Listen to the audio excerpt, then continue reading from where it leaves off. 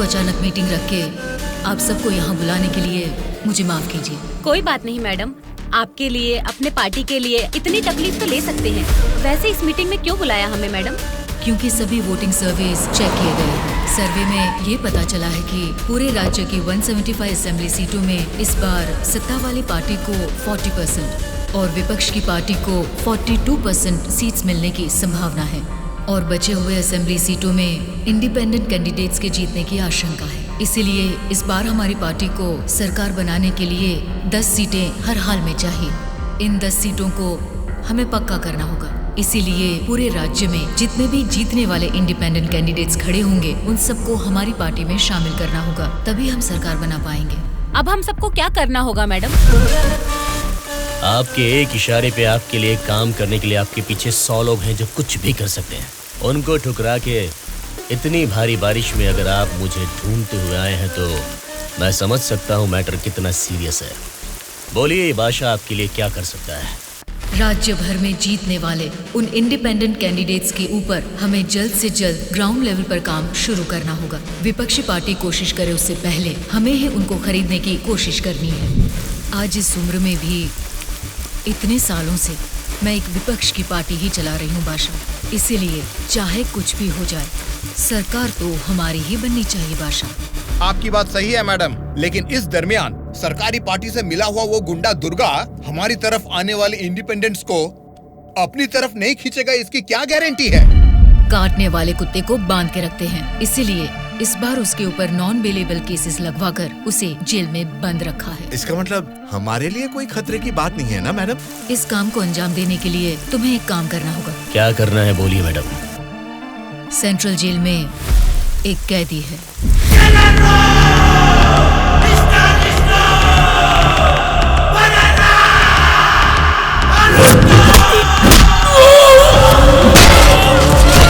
आठ 10 आदमियों को जेल भेजकर उसे मरवाना होगा। नाम क्या है उसका? दुर्गा।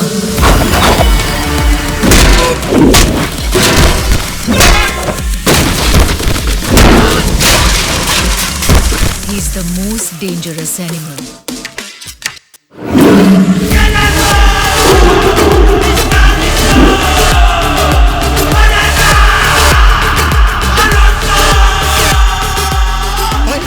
हमारी लोगों को कोई मार रहा है।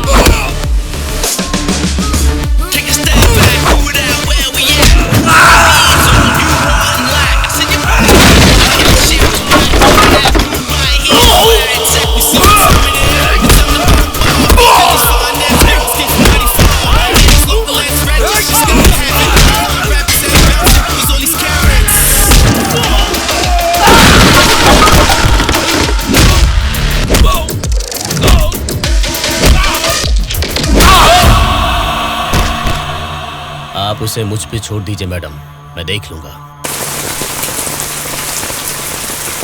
ये जेल है, कोई पबजी खेलने का ग्राउंड नहीं, समझ गया? बोल क्यों नहीं रहा है? क्यों मारा उन लोगों को? नजरें नीची करो। कायदे में रहोगे तो फायदे में रहोगे मुन्ना, नहीं तो मेरे बारे में तुम जानता नहीं हो, सीधे तिहाड़ जेल में फेंक दूंगा। ए, तुम लोग क्या देख रहे हो? इसे ले जाके सेल में डाल दो। जेलर साहब। क्या हुआ बादशाह, बात क्या है? मैं अपने 10 छोकरों को आपके जेल भेज रहा हूँ। इस बार किसे टपकाना है? दुर्गा नाम है उसका। दुर्गा बोले तो वो सरकारी पार्टी का आदमी है ना? हाँ साहब, वही है। उसको उड़ाने के लिए अपोजिशन वालों से कितना लिया है और उसमें मेरा कमीशन कितना है? हमेशा की तरह आपके अकाउंट में ट्रांसफर हो जाएगा। स्टेट में इस बार भी हमारी सत्ता आने वाली है, इसलिए कल मेरे फार्म हाउस पर आप सबके लिए एक पार्टी रखी है। Hello sir, CM sir. Central jail से जेलर मधुसूदन बोल रहा हूँ सर। आपको एक खास बात बताने के लिए ही मैंने फोन किया। क्या बात है, बोलो। जेल में आए हुए आपके लोगों को मारने के लिए अपोजिशन वालों ने सुपारी दिया है सर। अगर आपको आपके लोगों की जरूरत नहीं है तो मैं बीच में नहीं आऊंगा, लेकिन अगर आपको इनकी जरूरत अभी भी है तो अपनी जान पर खेलकर भी मैं उन्हें बचा लूंगा। अब आप बताइए, आप किन लोगों को मैं बचा लूं या फिर उनके हवाले छोड़ दूं? मुझे जरा 10 मिनट का टाइम दीजिए। ठीक है सर, मैं आपके कॉल का इंतजार करूंगा।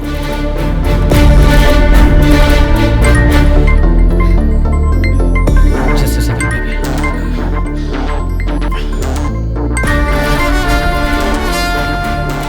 हेलो मामा, बोलिए। जेल में दुर्गा को उड़ाने के लिए ऑपोजिशन वाले प्लान कर रहे हैं। वो अभी भी हमारे लिए कोई काम का है क्या? अरे मामा, अब पूरा काम उसी के हाथ में है मामा। अगर हाथ पर हाथ धरे बैठे रहे तो वो पार्टी फिर से सत्ता में आ जाएगी, तो फिर वो हमारे किस काम का रहेगा? इस बार जैसा आप सोच रहे हैं, सत्ता हमारे हाथ में नहीं है मामा। 70% उन्हीं के फेवर में है। ये बात तुझे कैसे पता? इलेक्शन सर्वे रिपोर्ट्स में वो हमसे ज्यादा स्ट्रॉन्ग है मामा। अगर वोट्स काउंटिंग में भी वो हमसे आगे निकले तो हमें कुछ और एमएलएस की जरूरत पड़ेगी मामा। अब उनको धमका के डरा के हमारी पार्टी में लाने के लिए हमारे लिए दुर्गा ही लास्ट ऑप्शन है मामा। And he is the most powerful weapon we have today. और हमारे धंधे में तो गधे को भी बाप बनाना पड़ता है। और हमें अगर गवर्नमेंट फॉर्म करना है तो किसी भी हाल में हमें दुर्गा चाहिए मामा। इलेक्शन रिजल्ट जब तक डिक्लेयर नहीं होते, जेल में मेरे आदमी का बाल भी बांका नहीं होना चाहिए। वो सब आप मुझ पर छोड़ दीजिए, मैं देख लूंगा। लेकिन आपके आदमियों को प्रोटेक्ट करना है तो बहुत बड़ा अमाउंट खर्च हो सकता है सर। वो मैं देख लूंगा। सर, मेरा एक छोटा सा डाउट है सर। क्या डाउट है? आपने दुर्गा को मरवाने के लिए पैसे लिए थे ना, अब बचाने के लिए पैसे ले रहे हैं। ये बात मेरे पल्ले नहीं पड़ी सर, मुझे थोड़ा कंफ्यूजन हो रहा है। पागल कहीं। इसी को अंग्रेजी में पॉलिटिक्स बोलते हैं और हमारी भाषा में बोलते हैं राजनीति, समझे?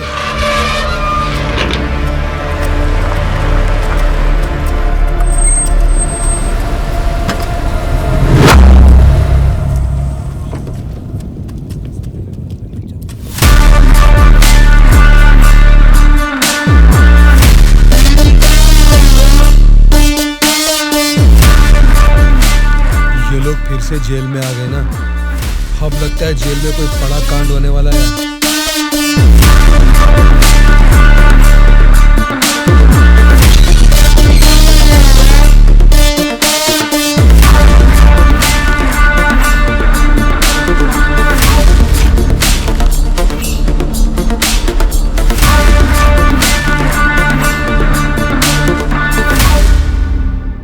उसे कब मारने का सोचा है? हो सके तो आज ही। आज छोड़ देना, कल विजिटिंग आवर्स है, मुमकिन नहीं होगा। परसों मारने का प्लान बनाओ। ठीक है फिर, लेकिन एक बात अच्छी तरह से समझ लो, दुर्गा को मारने के लिए मैं तुम लोगों को आधे घंटे का टाइम दे सकता हूँ। आधे घंटे में ही काम निपटाना होगा, और अगर नहीं मार सके तो उसे दोबारा मारने का मौका नहीं मिलेगा। जाओ।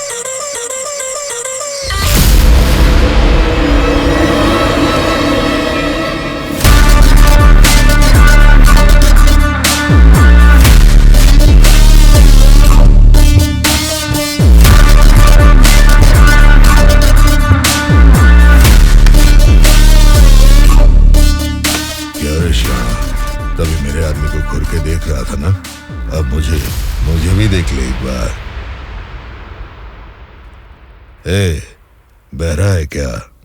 आंखें निकाल कर गोटियां खेलूंगा। ए, बोलना। तेरे से बात करे ला रे, समझ में नहीं आता भाई क्या बोल रहा है।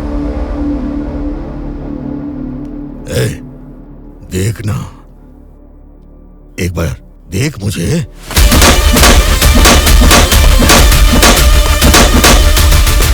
मेरे बारे में तुम जानता नहीं हो, सीधे तिहाड़ जेल में फेंक दूंगा।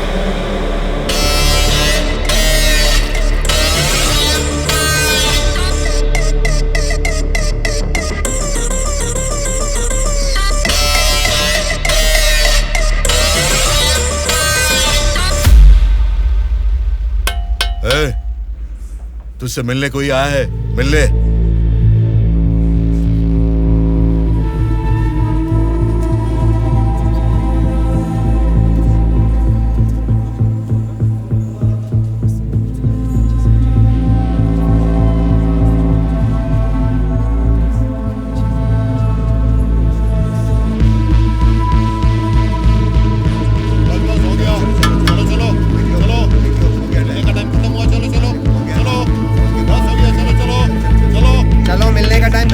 चलो निकलो यहाँ से, चलो टाइम हो गया। चल शिवा तू निकल, मैं बाद में। ध्यान रख अपना।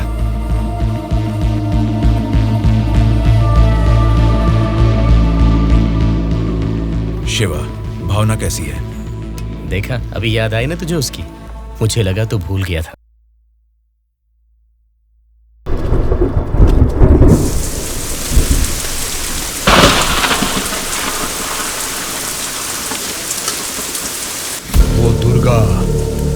वॉशिंग एरिया में है, बिना गड़बड़ किए उसे टपका देना।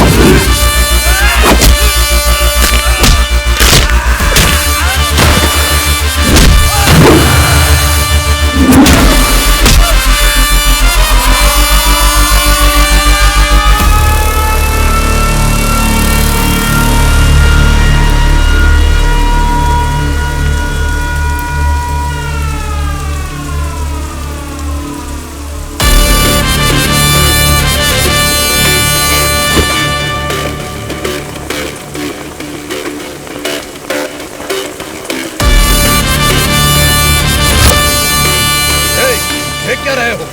इनके इनके सेल में डाल दो।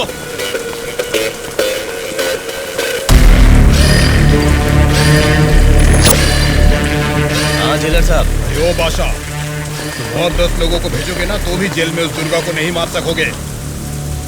क्या हुआ जेलर साहब? क्या हुआ है? तुमने जिन 10 लोगों को भेजा उन्हें उसने कुत्ते की तरह पीटा। मुझे तो लगता नहीं है उनमें से एक भी जिंदा बचेगा। आइंदा जेल के अंदर ऐसी बचकानी हरकत मत करना। जेल के बाहर ही निपटाओ। प्लानिंग जेल के बाहर करो। रखो फोन।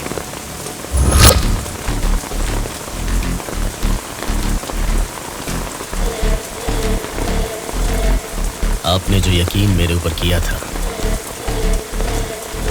मैं उससे निभा नहीं पाया मैडम।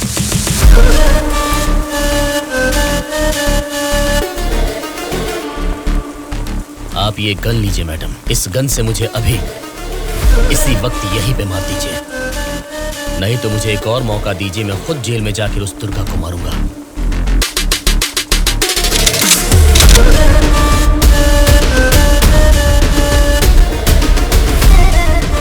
अगले हफ्ते इलेक्शन के रिजल्ट आने वाले हैं। अगर रिजल्ट मेरी फेवर में नहीं आए तब बताऊंगी कि तुम्हें किसको मारना है।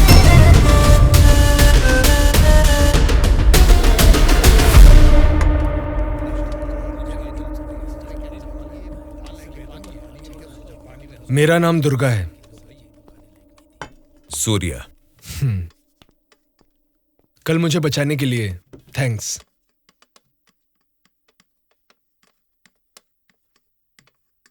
तुम्हारे बारे में सुना था, तुम किसी मर्डर केस में जेल आए हो।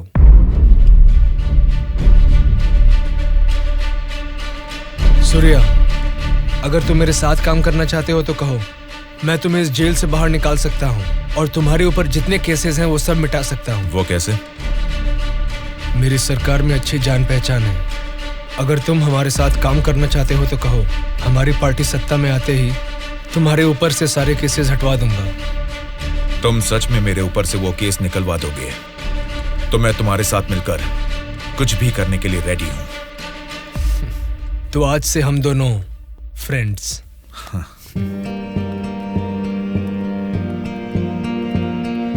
अच्छा, उस दिन वो लोग तुम्हें मारना क्यों चाह रहे थे? ऑपोजिशन वाले तो मुझे कई दिनों से मारने की कोशिश कर रहे थे, क्योंकि उन्हें इस बार जेल में मौका मिल गया, इसीलिए वो मुझे मारने आ गए।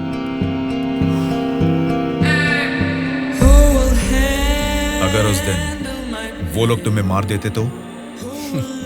क्या होता? जेल में तुम्हारे जैसे अच्छे फ्रेंड को खो देता।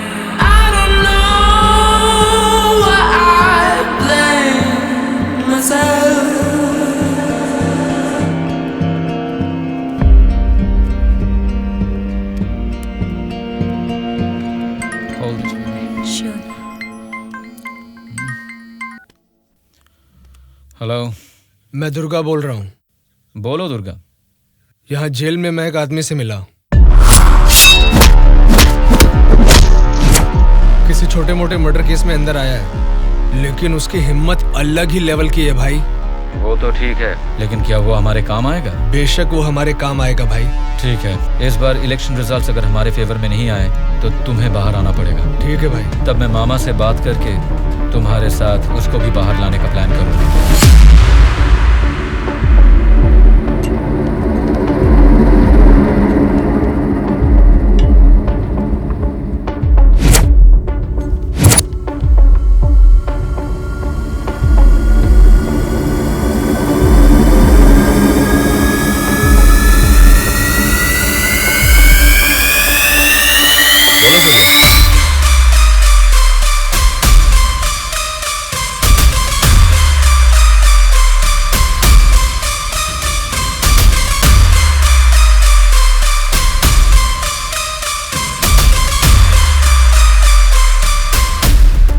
देखो सूर्या, ये सोसाइटी नहीं बदलेगी, ना ही जनता। ये 100 साल के इतिहास में तुम्हें कभी लगा है कि वोट डालने का तरीका बदला है? हमें क्या लेना है सूर्या, मेरी बात सुन, ये सब अभी से छोड़ दे। देखो शिवा, जैसा तू बोल रहा है ये समाज नहीं बदला होगा, पब्लिक ने वोट देने का तरीका भी नहीं बदला होगा, लेकिन पब्लिक को पालने वाले नेता लोगों को हमें बदलना है यार। 40 दिन के इंतजार के बाद हुआ पर्दाफाश। जीते हुए उम्मीदवार जश्न मना रहे हैं तो हारे हुए उम्मीदवार उसकी वजह ढूंढने में जुट गए हैं। जनता के वोट ये बता रहे हैं कि उन्हें किसी से कोई बैर नहीं। दोनों मेजर पार्टियों को इलेक्शन में लगभग एक समान वोट मिले हैं। राज्य की पूरे 120 असेंबली सीटों में से सरकारी पार्टी को 48 सीट मिले हैं, वहीं ऑपोजिशन पार्टी को 52 सीट मिले हैं। बाकी 20 सीटें इंडिपेंडेंट एमएलएस को मिले हैं और वो ही तय करेंगे कि राज्य में सरकार किस पार्टी की बनेगी। अब उनमें से कितने लोग कौन सी पार्टी को समर्थन करेंगे, राज्य की सत्ता कौन सी पार्टी को जाएगी, ये सब जानने के लिए शक्ति परीक्षण होने तक सबको इंतजार करना ये होगा। क्या है सर, इस बार ऐसे कैसे हो गया? अब हम क्या करेंगे सर? इस बार भी गवर्नमेंट हमारी ही बनेगी।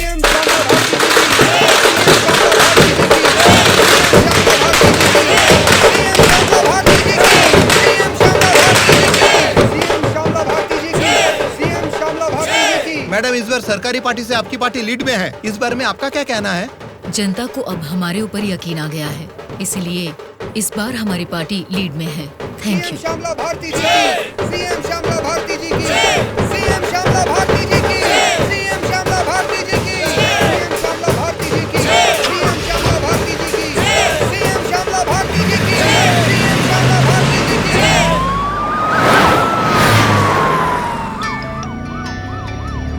मैडम, सीएम राम मोहन राव जी का फोन आया है। बोलिए एक्स सीएम राम मोहन राव जी, कैसे लगे आपको इस बार के इलेक्शन के नतीजे?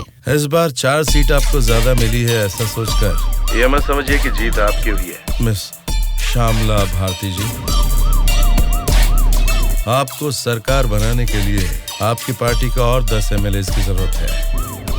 अगर 10 एमएलए को खरीद लिया तो भी 10 दिन के अंदर शक्ति परीक्षण के लिए उनका वहाँ होना बहुत जरूरी है। तो जाहिर है कि आपकी पार्टी को मेरी पार्टी से भले 4 सीटें ज्यादा आई है या मेरी पार्टी को 4 सीटें कम आई है, तो भी आखिर में असेंबली में आपकी जगह हमेशा की तरह विपक्ष में ही रहेगी। ये बात मत भूलिएगा मिस श्यामला भारती जी। ठीक है राम मोहन राव जी, इस बार संसद में हम विपक्ष में रहेंगे या आप विपक्ष में रहेंगे, देखते हैं। Good luck.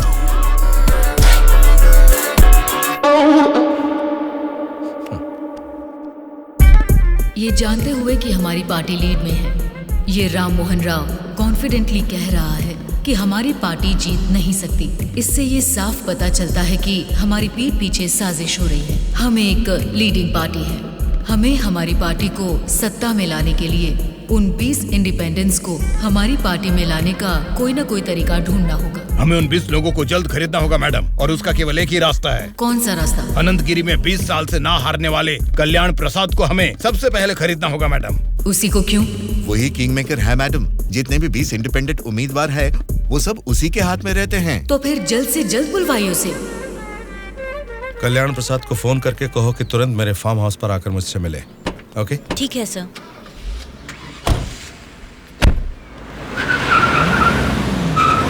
लगता है सब लोग आ गए हैं, तेरी वजह से ही लेट है। हाँ रुको रुको। नमस्कार मैडम।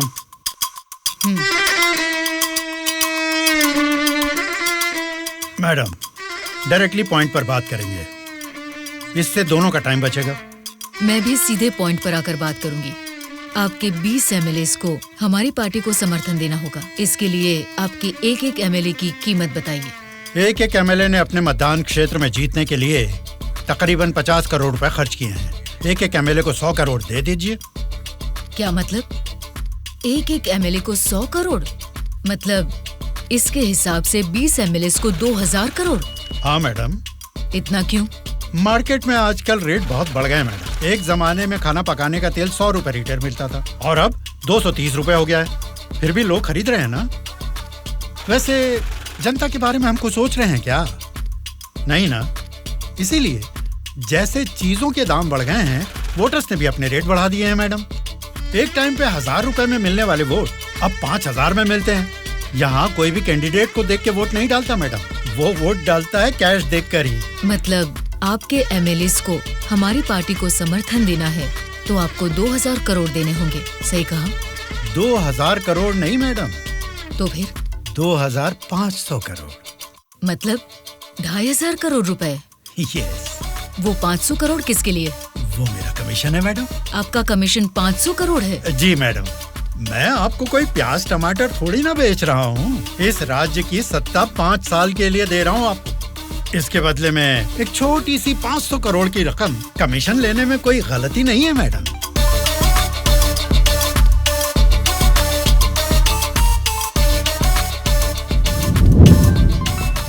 सत्ताधारी पार्टी का फोन। अगर मेरा प्रपोजल आपको जमता है तो फोन काट दूंगा, और नहीं तो इस बार फिर से उन्हीं की सरकार बनेगी। सोच लीजिए। सर, कल्याण प्रसाद जी मेरा कॉल कट कर रहे सर। फिर से ट्राई करो। Okay sir.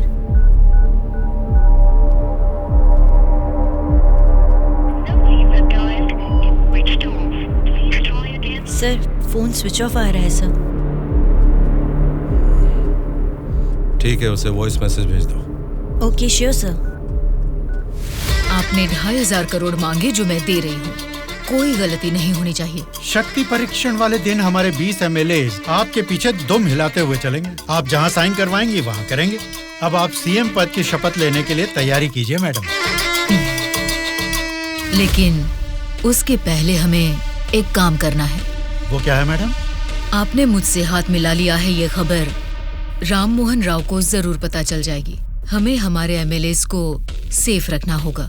इसलिए उन सभी एमएलएस को राम मोहन राव से सेफ रखने के लिए मैंने बेंगलुरु में एक स्टार होटल पूरा बुक कर लिया है। शक्ति परीक्षण होने तक वो सारे उधर ही रहेंगे। आपके एमएलएस के साथ हमारे एमएलएस को भी मिलाकर उधर भेजेंगे तो वो सब साथ में वहाँ सेफ रहेंगे। आपकी बात सही है मैडम, पर उस राम मोहन राव के डर से सिटी से इतनी दूर बेंगलुरु में एमएलएस को रखने की जरूरत नहीं है मैडम। वो क्या है ना, शहर के बीचों बीच मेरे कंट्रोल में एक जगह है जिसके बारे में किसी को नहीं पता। ये 10 दिन हम अपने एमएलएस को वहीं छिपाएंगे तो टाइम भी सेव होगा और अपने लोग अपने ही साथ हैं, ये भरोसा भी रहेगा। लेकिन उतनी सेफ प्लेस इस सिटी में कहाँ है?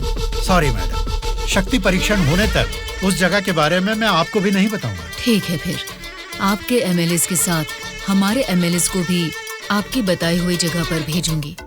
देखना कोई भूल ना हो। Okay madam. सत्या। हाँ सर। सर, श्यामला भारती जी ने कल्याण प्रसाद जी को 2500 करोड़ में खरीद लिया। अब हमारी हालत क्या होगी सर? हमारी सरकार गिर गई क्या? सर, इलेक्शन में मैंने 100 करोड़ खर्च किया, अब मेरा क्या होगा सर? बताइए सर, क्या होगा सर? क्या होगा? बस चुप हो जाओ। परेशान होने की जरूरत नहीं है। शक्ति परीक्षण में अभी टाइम है। मैं जानता हूं मुझे क्या करना है। आपकी बात मुझे समझ आ गई। अभी मुझे क्या करना है बोलिए। अनऑफिशियली किसी भी हालत में दुर्गा मुझे जेल से बाहर चाहिए, चाहे जितने भी पैसे लग जाएं। तुरंत जेलर से बात करके काम को अंजाम दो। ठीक है मामा, पर एक रिक्वेस्ट है। बोलो क्या है? दुर्गा के साथ एक और आदमी को जेल से बाहर निकलवाना है मामा। कौन है वो? उसका नाम है सूर्या। उसकी गट्स, उसकी हिम्मत वो अलग ही लेवल की है। हो सकता है, लेकिन किसी भी अनजान आदमी के ऊपर इस तरह से आंख मूंद कर भरोसा कैसे कर सकता है? ये स्टेट गवर्नमेंट का मामला है। अगर कुछ गलत हो गया तो मेरा पूरा पॉलिटिकल करियर खत्म हो जाएगा। मेरा यकीन कीजिए मामा, हमारे गवर्नमेंट को गिरने से बचाने के लिए इस ऑपरेशन में दुर्गा से ज्यादा वो ही एक्टिवली काम करेगा। ठीक है, अगर तुम उसकी इतनी तारीफ कर रहे हो तो काम खत्म होते इन दोनों को फिर से जेल में डाल दूंगा। मैं भी उससे जरूर मिलना चाहूंगा।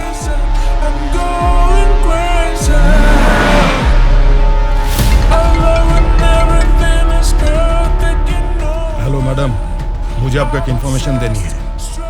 हाँ बोलिए। जेल से दुर्गा भाग गया है। अपने एमएलएस को संभालिए।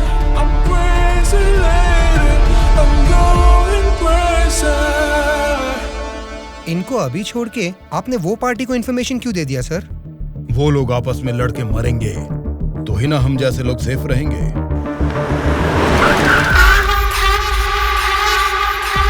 आज रात यहीं पे रुकना।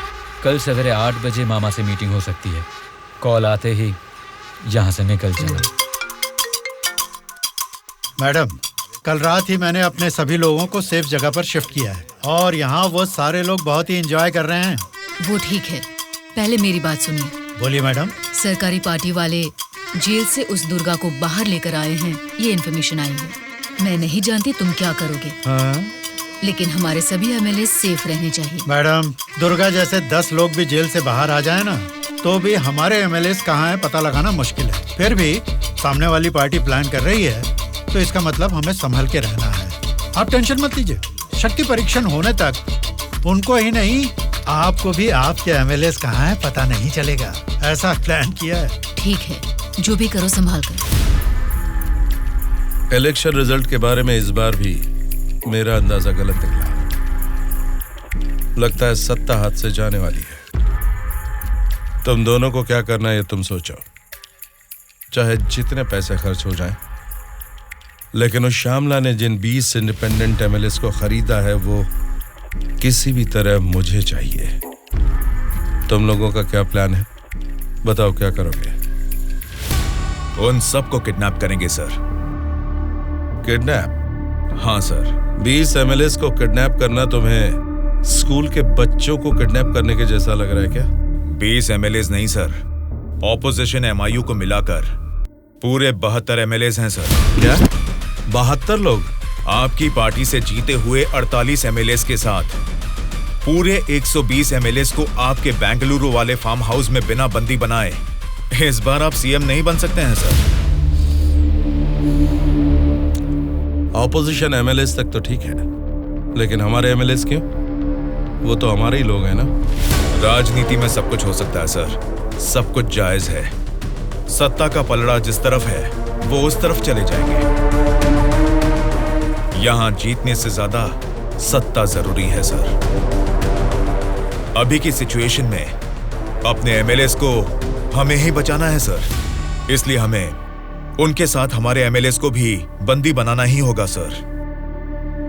तुम्हारा प्लान सुनने में तो ठीक ही लग रहा है, लेकिन ऑपोजिशन एमएलएस को किडनैप कैसे करोगे? यह मुमकिन है क्या? सत्ता की जंग हर कोई जीतना चाहता है, पर जीत सिर्फ एक की ही होती है और उसी को वीर कहते हैं। मैंने आपको जिसके बारे में बताया था ये वही है सर। तो जरा बताओ कि शुभ काम का मुहूर्त कब है? इस शुक्रवार को ही आपके सभी एमएलएस को बस में बिठा के दुर्गा को सौंप दीजिए। दुर्गा उनको बेंगलुरु हाईवे के एक ढाबे पर लेकर आएगा। इसी बीच ऑपोजिशन के सभी एमएलएस को किडनैप करके लाने का जिम्मा मेरा होगा।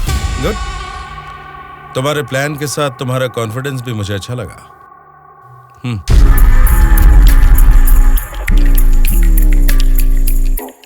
इस बैग में 2 करोड़ है, इसे सिर्फ एडवांस ही समझो। जैसा सोचा है, अगर काम वैसा ही हुआ तो तुम्हारे ऊपर जितने भी केस हैं उनको हटाने के साथ ही इस तरह के कई बैग्स तुम्हें मिलेंगे। इस बार भी आप ही सीएम पद की शपथ लेंगे, उसके लिए तैयार रहिए।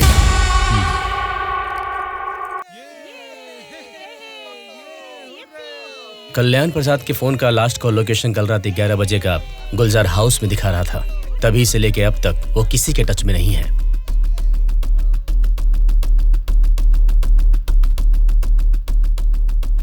तो फिर वो पक्का गुलजार हाउस में ही है। हाँ बोलो। मैडम, आपके लिए एक बैड न्यूज है। गुलजार हाउस में ठहरे हुए आपके सभी एमएलएस को सत्ता वाली पार्टी के लोग किडनैप करने की कोशिश कर रहे हैं। आप फौरन उनको वहां से कहीं और शिफ्ट करवाइए, नहीं तो सीएम नहीं बन पाएंगी। लेकिन तुम कौन हो?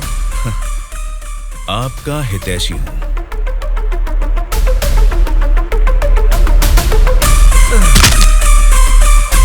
चलिए बैठिए आप लोग अंदर।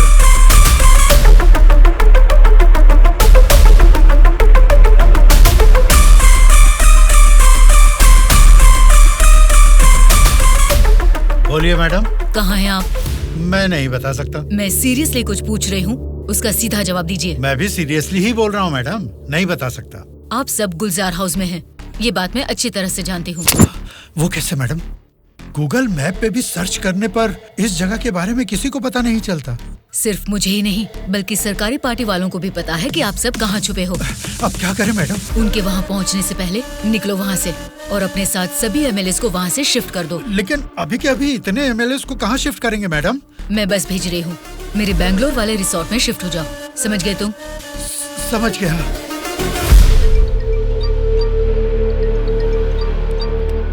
जी मैडम। बादशाह, तुम्हें मेरा एक काम करना होगा। बोलिए मैडम। हमारे सभी एमएलएस को हम अर्जेंटली एक बस से बैंगलोर रिसोर्ट में शिफ्ट कर रहे हैं। हमारी बस सेफली बैंगलोर पहुंचे तब तक तुम्हें उसे फॉलो करना है। ठीक है मैडम। तुरंत अपने आदमियों के साथ बैंगलोर हाईवे पर वेट करो। Okay madam.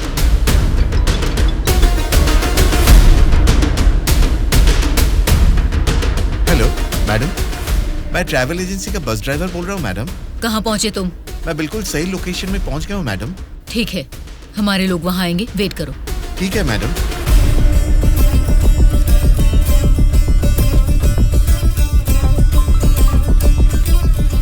हाँ बोलिए मैडम। बस आ गई है, आप सब तुरंत वहाँ से निकल जाइए। ठीक है मैडम। बस आ गई है, चलिए सब लोग बस में बैठिए।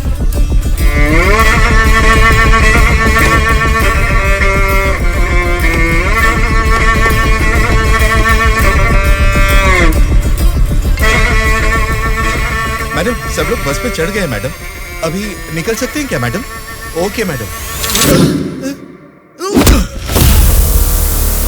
बोलो सूर्या। दुर्गा, हमारा प्लान सक्सेस हुआ। अब सभी एमएलएस मेरे कब्जे में हैं। तुम हाईवे के ढाबे पे वेट करो, मैं भी पहुंचता हूँ। ओके। क्या रे, कुछ पता? बोली मैडम। बस निकल गई है और थोड़ी ही देर में बैंगलोर हाईवे एंटर करेगी। अगर कोई भी हमारी बस को फॉलो करता हुआ दिखे तो उसे वहीं मार देना।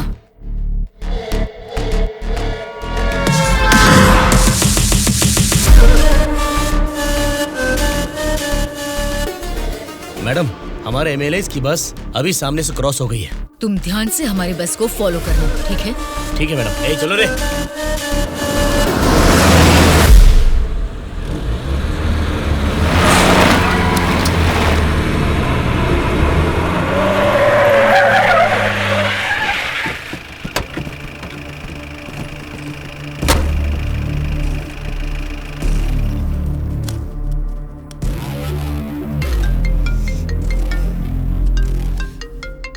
बोलो बादशाह। हाँ मैडम, अभी हमारी बस हाईवे के बाजू में एक ढाबा के पास रुकी हुई है। नाइट जर्नी है ना बादशाह, चाय कॉफी पीने के लिए रुके होंगे। अब इतना भी फोन करके बताओगे? Madam madam. अब क्या हुआ बादशाह? हमारे बस के पीछे ही एक और बस आके रुकी है। और एक बस? हाँ मैडम, देखने में तो सरकारी पार्टी की एमएलए की बस लग रही है। क्या सरकारी पार्टी के एमएलए की बस? हाँ मैडम, पक्का उन्हीं लोगों की बस है मैडम। सच में? लेकिन उनकी बस वहाँ क्यों आई है? पता नहीं चल रहा मैडम। जैसे हम अपने एमएलएज को बैंगलोर भेज रहे हैं, वैसे ही वो अपने एमएलएज को शायद किसी सेफ जगह पर भेज रहे होंगे। हो सकता है, फिर भी दोनों बस एक ही जगह पर एक ही समय पर ये कैसे हो सकता है? तुम एक काम करो बादशाह, हमारे एमएलएज की बस वहाँ से सुरक्षित निकल जाए, तब तक उनकी बस पर तुम कड़ी नजर रखना। ठीक है मैडम।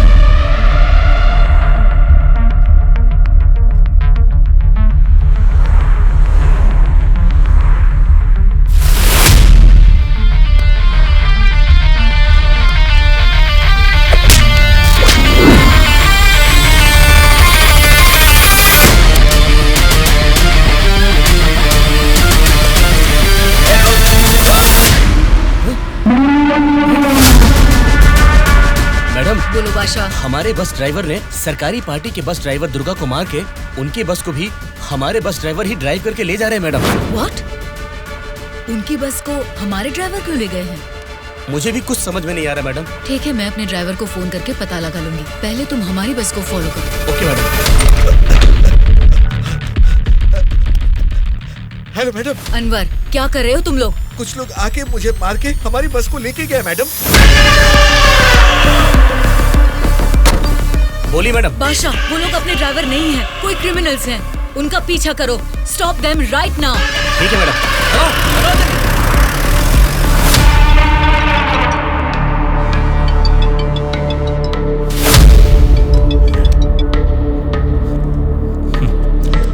बोलिए श्यामला जी, इस वक्त कैसे याद किया? बड़े रिलैक्स्ड मूड में लग रहे हैं आप। एक शॉकिंग न्यूज सुनाऊं आपको? बताइए, क्या है वो? अभी तक मैंने सोचा कि संसद में आपके और मेरे बीच में स्पर्धा है, लेकिन हमारी इस स्पर्धा में किसी तीसरे ने एंट्री ली है। उसने क्या किया है अगर ये आपको बताऊंगी तो बहुत बड़ा झटका लगेगा। वो तीसरा कौन है और उसने क्या किया है ये आप बताएंगी, तभी तो पता चलेगा कि मुझे बड़ा झटका लगेगा या नहीं। जेल में से आपने एक जानवर को बाहर निकलवाया मिस्टर राव। उस जानवर को मारकर उस तीसरे ने हमारे एमएलएस के साथ आपके एमएलएस को भी किडनैप करके वहाँ से भाग गया है मिस्टर राव।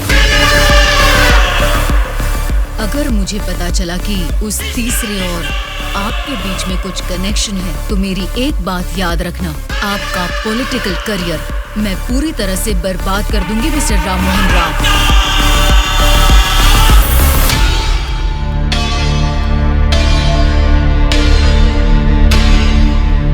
क्या हुआ मामा? उस दुर्गा को कॉल कर।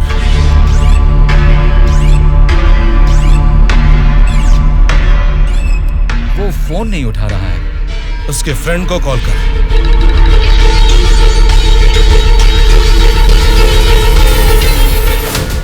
मेरे पॉलिटिकल करियर में ये फर्स्ट टाइम है जब मैंने किसी पर यकीन करके धोखा खाया। बोल कौन है रे तू? बोला था ना, ये सत्ता की जंग हर कोई जीतना चाहता है, लेकिन किसी एक को ही जीत मिलती है, उसी को वीर कहते हैं। अब वो जंग शुरू हो चुकी है। वीर कौन है और वो जंग किस मकसद से कर रहा है, आगे आगे तुमको सब समझ में आएगा। तब तक के लिए वेट एंड सी।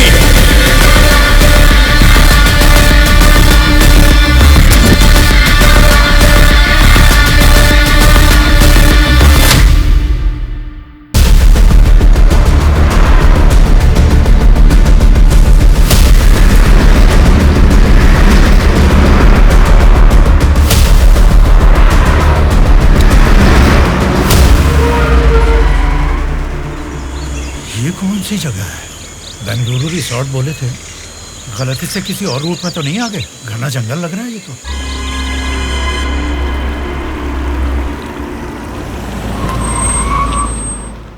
सर वो क्या है कि तुम पर भरोसा करके काम सौंप दिया, इसके लिए तो मुझे खुद को जूते मारने चाहिए। अपना ये चेहरा फिर मुझे कभी मत दिखाना। पता नहीं कहां से एक अनजान आदमी को लाकर मेरे सर पर बैठा दिया। अब देखो उसने क्या किया है। सॉरी मामा। मर जाओ जाकर। उस डीजीपी को फोन करके फार्म हाउस में आने के लिए कहो। ओके मामा। क्या रे, हमारी पार्टी ज्वाइन करने के लिए इस जंगल में आ गए तुम लोग? अरे जब लीड में हम हैं तो तुम्हारी पार्टी में आने की नौबत क्यों आएगी हमें? लीड में हम हैं बोलकर तुम सब लोग हमारी पार्टी में आ गए। देख लो, कुछ अकल है कि नहीं? खाली लीड नहीं, जीतने वाली भी अपनी ही पार्टी है। रुक जाओ, क्या है ये? इतना शोर कर रहे हो? आपस में लड़के कुछ नहीं मिलने वाला। हमें कुछ भी बोलिए, लेकिन हमारी पार्टी को कुछ मत बोलना। समझ गए? जरा सामने आओ और अपनी पार्टी की ताकत दिखाओ। हमारी पार्टी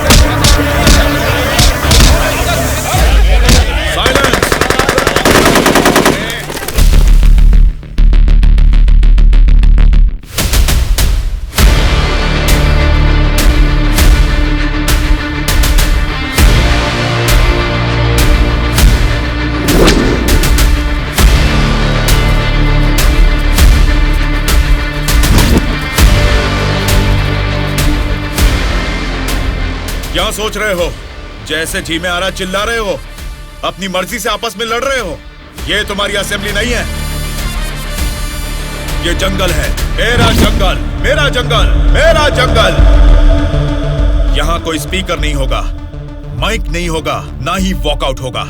हम सब हाईवे से तकरीबन 250 किलोमीटर की दूरी पर घने जंगल में हैं। बेटा, तुम लोग नक्सलाइस्ट हो, माओइस्ट हो, टेररिस्ट हो, कौन हो बेटा तुम लोग? वो सब कहां से पैदा हुए हैं?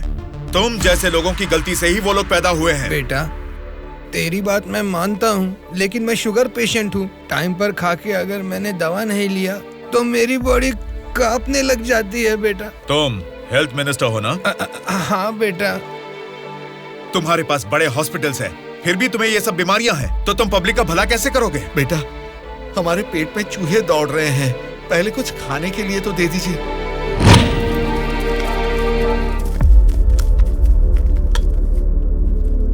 ये क्या खाना है? ये तो जेल के खाने से भी बदतर है। क्यों रे? तेरी राशन की दुकान में यही चावल तो बिकता है, फिर वो लोग कैसे खाते होंगे, कभी सोचा है?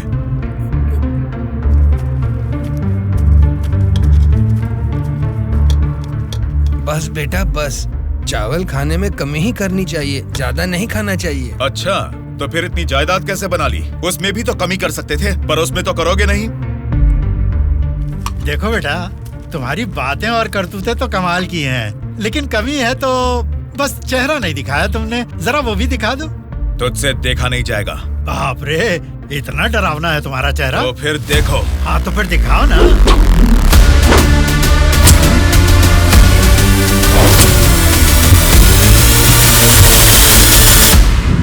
हमारी जिंदगी को लक्ष्य देता है ये महाविद्यालय, हमारे भविष्य को भी रचता है ये विद्यालय। स्वामी विवेकानंद ने कहा था कि देश का भविष्य युवा पीढ़ी के हाथों में है, लेकिन युवा होने के नाते हम क्या कर रहे हैं? देश के भविष्य से मुझे क्या करना है, ऐसा बोलकर हम खुद ही को स्वार्थी बनाते जा रहे हैं। मतलब हमारा पढ़ाई करना, नौकरी करना स्वार्थ है क्या? प्रॉब्लम पढ़ाई के बारे में या जॉब के बारे में नहीं है बेटा, तो फिर देश के भविष्य के बारे में ना सोचना ही प्रॉब्लम है। इसीलिए तो हर 5 साल में हम वोटिंग करके नेता लोगों को चुनते हैं, ये सब काम तो उनका है। वही तो हम लोगों की गलती है, वोट देते हैं और भूल जाते हैं। एक स्टूडेंट की हैसियत से फैसला करना आपके हाथ में नहीं है, लेकिन बेहतर समाज का निर्माण करने का सामर्थ्य आप में है। उन लोगों को खड़ा करके पूछने का हक भी आपको है। जब आप लोग ऐसा करेंगे तब स्वामी विवेकानंद की बात सच होगी कि देश का भविष्य युवाओं के हाथों में है। जाल खरीदने के लिए पैसे देंगे, नाव खरीदने के लिए लोन देंगे। तुमसे यही वादा इलेक्शन से पहले किया गया था ना, लेकिन अब सत्ता में आकर 4 साल होने के बाद भी एक भी वादा पूरा नहीं किया। इसको आप कब तक सहेंगे और कितने दिन भुगतेंगे? इन एमएलएस को जीतने दीजिए और सवाल कीजिए।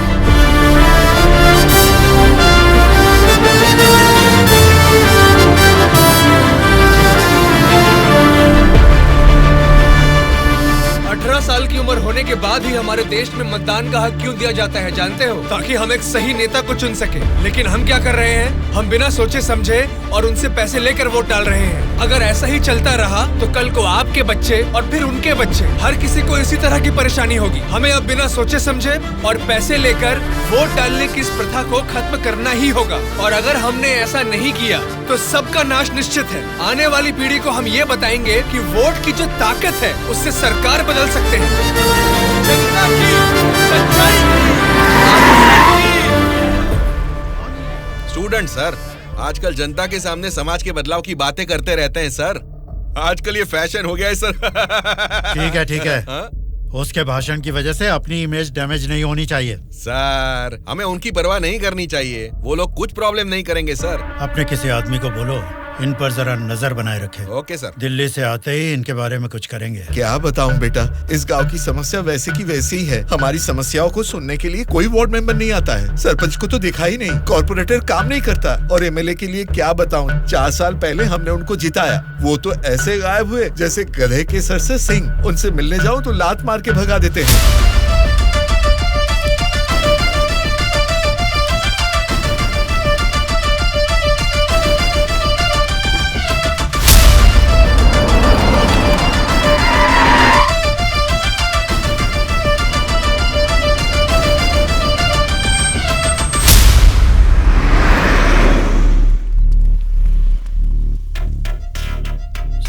हाँ सर। हम बगल वाली स्टेट में गए थे ना? हाँ सर। तो ये यूएस गए थे, ऐसा फ्लेक्सी क्यों लगा है? हाँ सर। चलो लगे रहने दो सर। फोटो अच्छी है। लगाया किसने इसको? और कौन सर, वो स्टूडेंट्स ही हैं।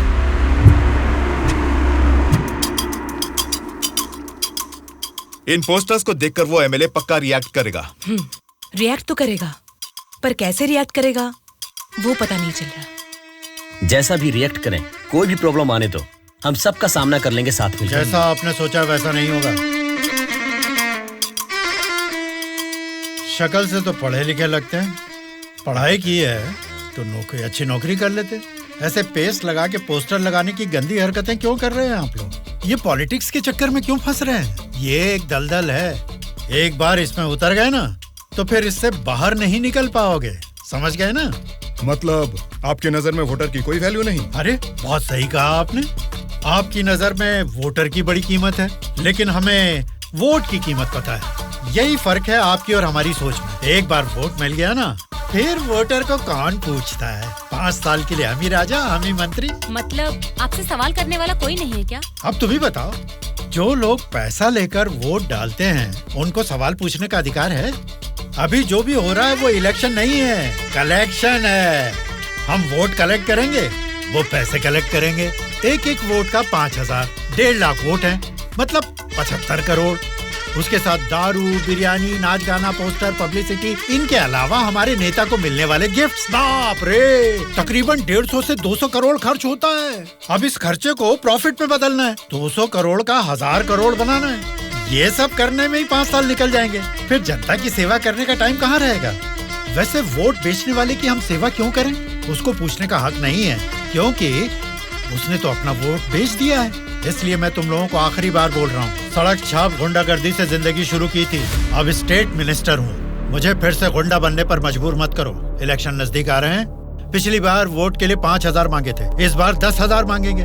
हमें इसके लिए तैयार रहना है। यहाँ वोट के लिए ही नहीं, सीट के लिए भी पैसे देने हैं। पार्टी हाईकमांड मेरी परवाह नहीं करेगी तो मुझे बहुत दिक्कत हो जाएगी। मेरे रास्ते से हट जाइए।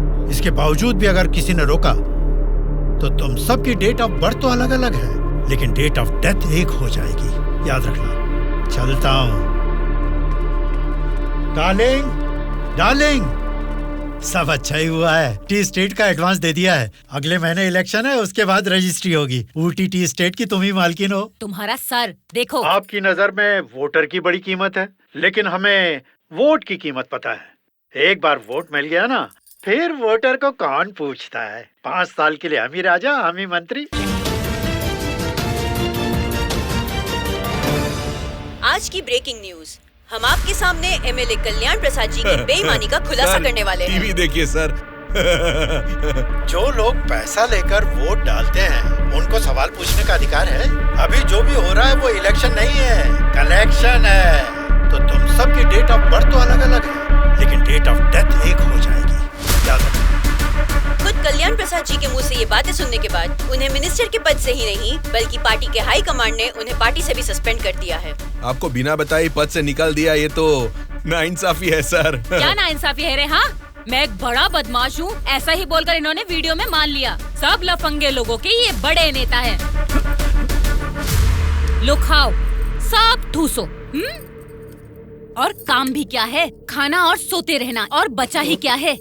बाप रे बाप, कितने सपने दिखाए थे। ऊटी में टी स्टेट लूंगा, कर्नाटक में कॉफी स्टेट लूंगा, अगली इलेक्शन में जीतूंगा तो मैं होम मिनिस्टर बनूंगा, तुम होम मिनिस्टर की बीवी बनोगी, बाद में सीएम और मैं सीएम की बीवी। क्यों जी, तुम तो मुझे सीएम की बीवी बनाना चाहते थे, तुम तो खुद ही सीएम नहीं बन पाए। अभी देखो, नालायक की बीवी बनकर बैठी हूँ यहाँ पर। मैं सोच रही थी सीएम की बीवी बनने के लिए क्या करना पड़ेगा। देखते क्या हो जी, बताओ ना क्या करना है। बहुत बोल चुके हो, आप जाओ।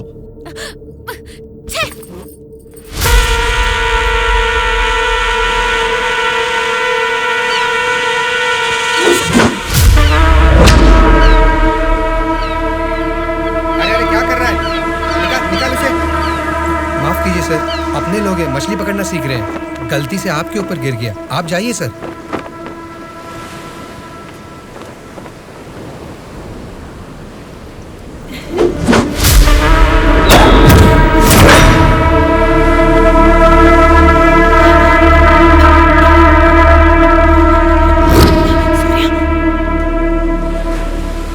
सर, मछली पकड़ते समय समुंदर में सब मछलियां तो नहीं पकड़ सकते ना सर।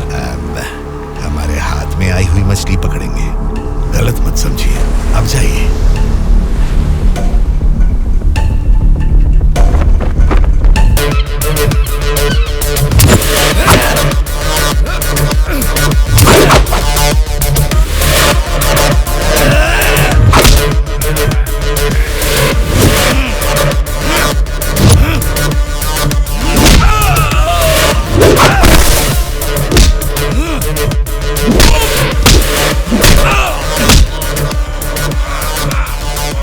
किसने तुम सबको भेजा है? बता, जल्दी बता।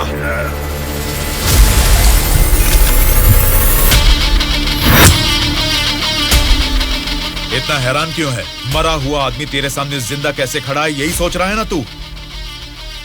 मुझे मारना तेरे बस की बात नहीं है, ना ही तेरे बाप से हो पाएगा। वोट देना हर एक का हक है, उसे पैसे देकर मत खरीदो। एमएलए एक रिप्रेजेंटेटिव होता है जो लोगों की समस्याओं को सरकार के पास लेकर जाता है, बल्कि ये नहीं कि वो उस क्षेत्र का राजा बनकर बैठे। जस्ट एक कर्मचारी है। तुम सब कुछ भूल गए हो, इसलिए याद दिलाने के लिए पोस्टर्स लगाए, लेकिन तुम तो समझ ही नहीं पाए। अब तक तो तुम्हें ही बदलने के बारे में सोचा था, इस चुनाव क्षेत्र के एमएलए को बदलने के बारे में नहीं, लेकिन अब बदलूंगा। अगले इलेक्शन में चुनाव के लिए रेडी हो जाओ। अब की बार कलेक्शन नहीं, इलेक्शन होगा।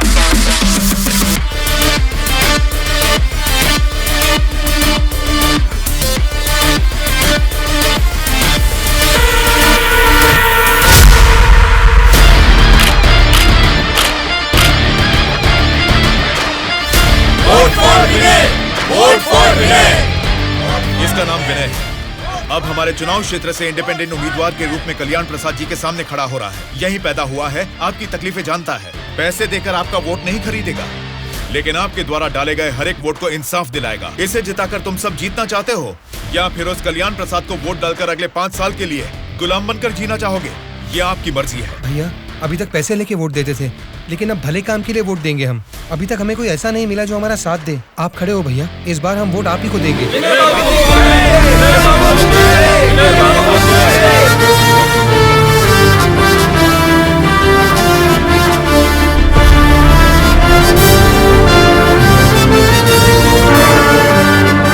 ऐसा क्या?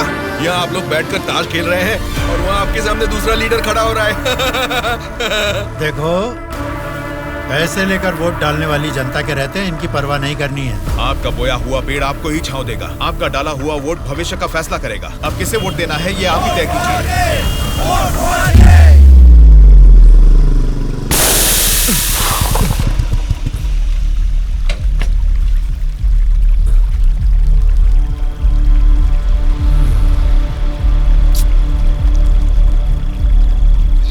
पंचर बना लो, पंचर। क्या बाबू, गाड़ी पंचर क्या?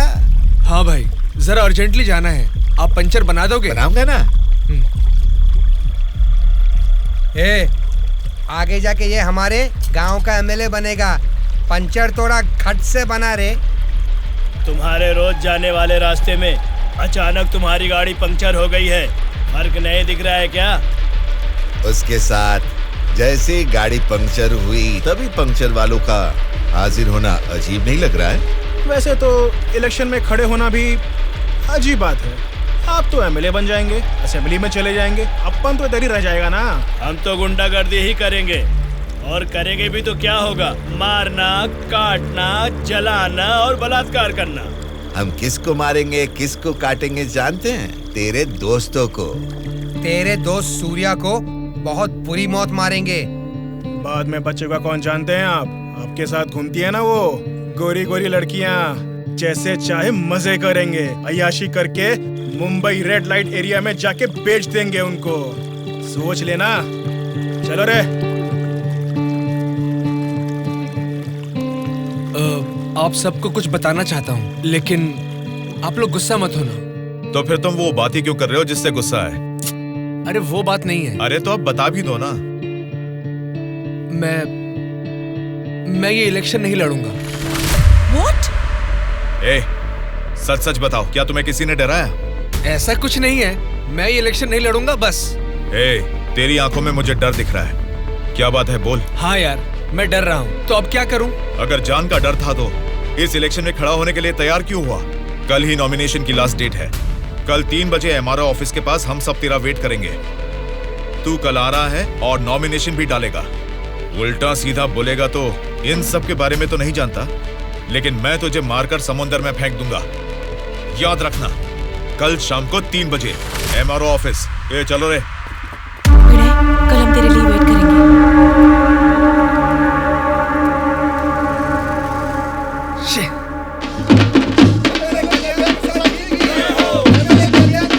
पता नहीं कहाँ रह गया। अपने आप को समझता क्या है वो? Phone is not reachable, message भी नहीं जा रहा।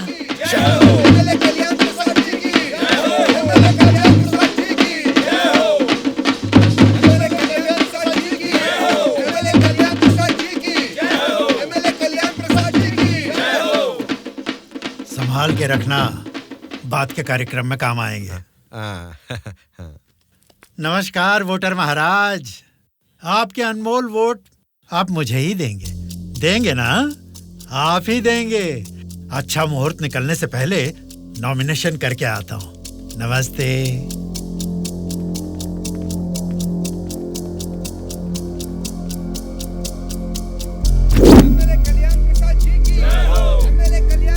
विनय को फिर से कॉल करो। इतना टाइम हो गया अभी तक नहीं आया।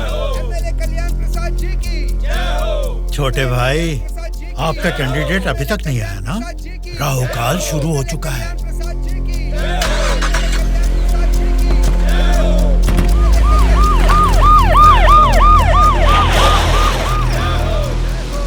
हम तुम्हें अरेस्ट करने आए हैं। हमें चलो बताते हैं।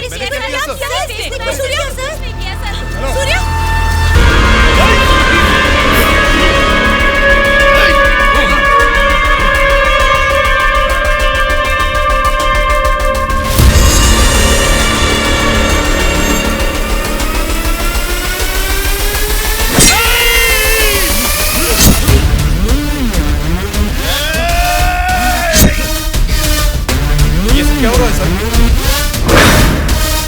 फायर रख अपना।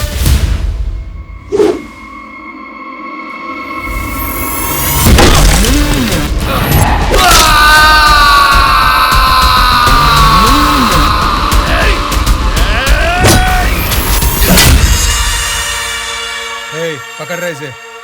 सर, ये सब क्या हो रहा है सर? हो रहा है नहीं, जो हुआ है वो से कुछ बात करनी है। Okay sir. छोटे भाई, खुद को ही अकलमंद समझते हो, तुम्हारे रेंज की नहीं है, फिर भी मेरी थोड़ी सी अकल है। तुम्हारे इस्तेमाल किए हथियार को मैंने भी यूज किया, सोशल मीडिया। कल ही नॉमिनेशन की लास्ट डेट है। तू कल आ रहा है और नॉमिनेशन भी डालेगा। उल्टा सीधा बोलेगा तो, लेकिन मैं तुझे मारकर समुद्र में फेंक दूंगा। छोटे भाई, पॉलिटिक्स मतलब एक ऐसा समंदर जिस पे सफर के लिए शिप चाहिए या तो फिर बोट। तुमने खाली हाथ तैरना चाहा तो बीच समंदर में डूब जाओगे। तेरे जैसे नालायक को ही बोट और शिप की जरूरत पड़ती है। मुझे जरूरत नहीं है।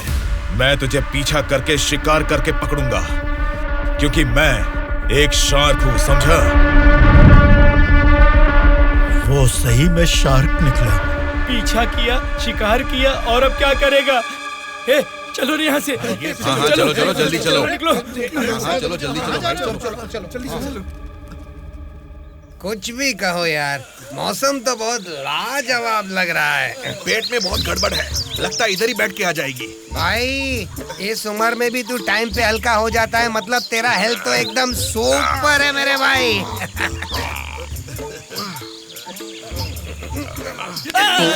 मेरा पेट गड़बड़ चल रहा है यार।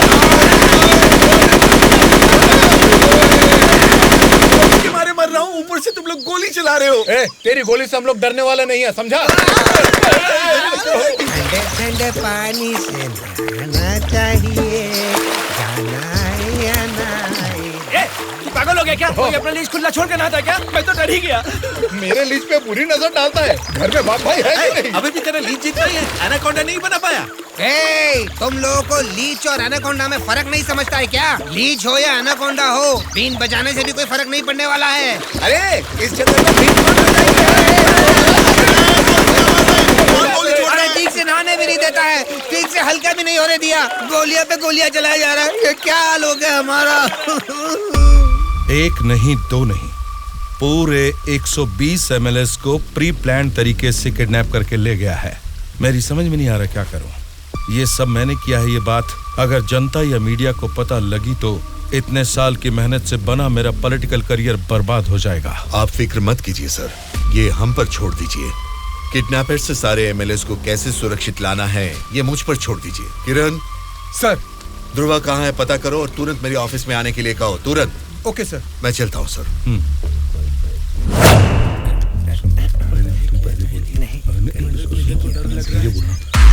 मुझे तो डर लग रहा है।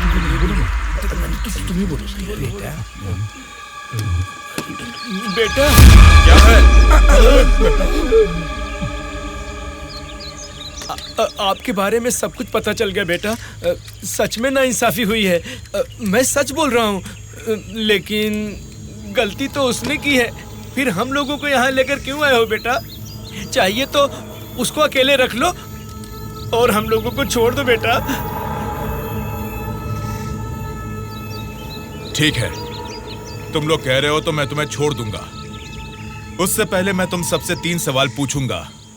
अगर तुमने सही जवाब दिया तो मैं तुम सबको आज ही छोड़ दूंगा। पहला सवाल, आप में से सनी लियोन को कितने लोग जानते हैं? क्यों नहीं जानते सर, वो तो मेरी पसंदीदा फिल्म स्टार हैं। उसे देखे बिना मुझे नींद ही नहीं आती, समझे? दूसरा सवाल, पूजा हेगड़े को कितने लोग जानते हैं? पूजा हेगड़े का मैं बहुत बड़ा फैन हूँ बेटा। एक चुम्मा, एक चुम्मा, एक चुम्मा।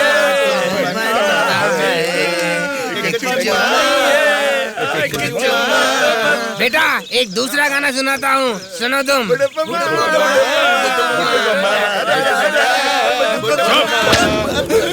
तीसरा सवाल, नारायण स्वामी को कितने लोग जानते हैं? भाई नारायण स्वामी ना, उनका व्रत मैं हमेशा रखता हूँ। तुम सनी लियोन को जानते हो? पूजा हेगड़े ने कितने एक्टर्स के साथ डांस किया ये भी जानते हो? लेकिन जनता के लिए अपनी जान भी कुर्बान करने वाले नारायण स्वामी को नहीं जानते। कौन है बेटा वो? कोई देवता है क्या? हाँ, देवता ही है, लेकिन मंदिर में रहने वाला देवता नहीं, जनता के दिल में रहने वाला देवता, नारायण स्वामी।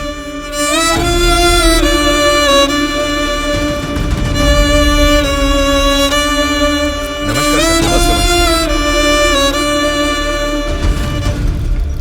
नमस्ते माँ जी। नमस्ते नमस्ते।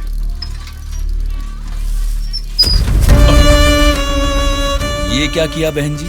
क्या देख के पता नहीं चल रहा? कचरा है। हाँ वो तो पता चल रहा है, लेकिन कचरे की सही जगह तो कूड़ेदान होती है ना। तो आपने ये कचरा कूड़ेदान में डालने की बजाय यहाँ सड़क पर क्यों फेंक दिया? हमेशा कूड़ेदान में ही डालती हूँ, आज ही जस्ट मिस हो गया। वो अच्छा, अंग्रेजी बोलना जानती हो, लेकिन ये नहीं जानती कि कचरे को कूड़ेदान में डालना चाहिए। ये सब करने से ही बीमारियां फैल रही हैं और इंसान बीमार होते जा रहे हैं। जरा उधर देखिए, कूड़ेदान में पूरा कचरा भरा हुआ है। उसे निकालने वाला म्युनिसिपैलिटी से कोई भी दिखाई नहीं दे रहा। 1 हफ्ते से बोल रहे हैं कि आएंगे, लेकिन अभी तक कोई नहीं आया। और तुम कह रहे हो कि मेरे कचरा फेंकने से बीमारी आ जाएगी? हाँ? तेरी बात से ना दुनिया बदले, तेरी चीख किसी तक ना पहुँचे, नाराज ना। तेरा बल ही है तेरा साथी, दब के न रहो, विश्वास है तेरी डोले, डर के न रहो, उम्मीदें तेरे दिल में उठ के न रहो, जज्बात है तेरे रग में। Hello, municipality office. कौन बोल रहे हैं? नारायण स्वामी जी है क्या? अरे आपको कैसे पता चला? फोन में कैमरा लगाया हुआ है क्या?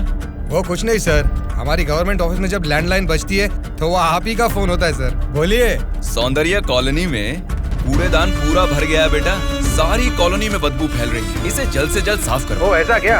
उसे साफ करने का काम हमारा नहीं है, प्राइवेट वालों को कॉन्ट्रैक्ट दिया है। क्या कहा? कचरा उठाने का काम भी प्राइवेट लोगों को दे दिया है? तो फिर आप क्या कर रहे हैं? आप जैसे लोगों के सवालों का जवाब दे रहे हैं नारायण स्वामी। ठीक है, उस कॉन्ट्रैक्टर का नंबर दो। हेलो, कॉन्ट्रैक्टर गंगाधर जी हैं क्या? हाँ बोल रहा हूँ। आप कौन हैं? मैं नारायण स्वामी हूँ। सौंदर्य नगर का कचरा उठाने का कॉन्ट्रैक्ट आपने ही लिया है ना? हाँ हाँ मैंने ही लिया है। यहाँ का कूड़ेदान ऊपर तक भर चुका है, पूरी कॉलोनी में बदबू फैल गई है, आप इसे क्लीन क्यों नहीं करते? अच्छा, वो पुराना टेंडर खत्म हो गया है सर, नया टेंडर अगले महीने में डाल रहे हैं। नया टेंडर आने के बाद ही क्लीन करेंगे, समझे? हाँ तो तब तक इसे ऐसे ही छोड़ देंगे क्या? थोड़ी जिम्मेदारी निभाइए। जिम्मेदारी की इतनी फिक्र है तो खुद ही क्लीन कर लो ना।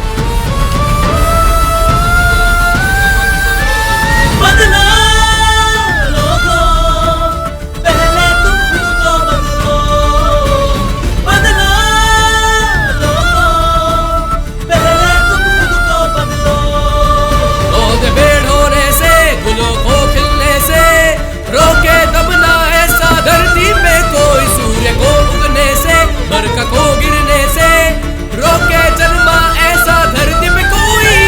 बदला लोगों, पहले तुम खुद को बदलो। अरे ये क्या कर रहे हो? मैंने अभी अभी सफाई की है। तुम्हें पेशाब करने के लिए यही जगह मिली? वहाँ सामने ही पब्लिक बाथरूम है, वहाँ जाके करो। मैं हमेशा से यहीं पे सुसु करता हूँ। कल से यहाँ पर मत करना। सिर्फ कल ही नहीं करूँगा, परसों भी और आगे भी यहीं पे करता रहूँगा।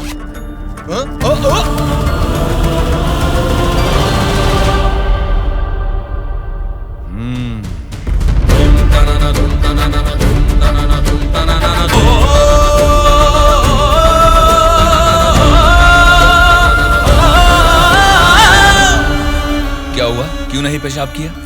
तुम अच्छे लड़के हो, इसीलिए नहीं कर पाए। ये एक बीज है। ऐसे क्या देख रहे हो? इसको फेंक दोगे तो मिट्टी में मिल जाएगा, लेकिन अगर इसे बो दोगे तो उसी मिट्टी को फाड़कर ये जल्द ही पौधा बन जाएगा। तुम इस बीज जैसे ही हो बेटा। ये बीज एक बड़ा वृक्ष बनेगा, खाने को फल देगा। अगर नहीं भी दे पाया तो कम से कम 10 लोगों को छांव देगा, बारिश लाएगा। अगर तुम इसे बो दोगे तो ये बीज बड़ा होके तुम्हारे बाद भी तुम्हारा नाम रोशन करेगा। अब इसे बोना है या फेंक देना है, तुम्हारी मर्जी है।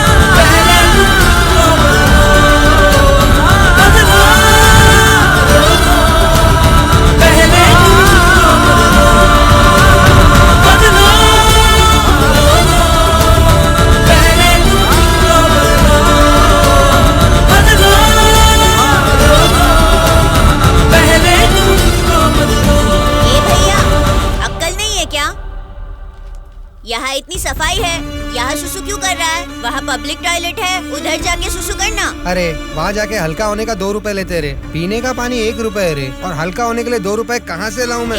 चलो जाओ यहाँ से। जा रहा हूँ मैं।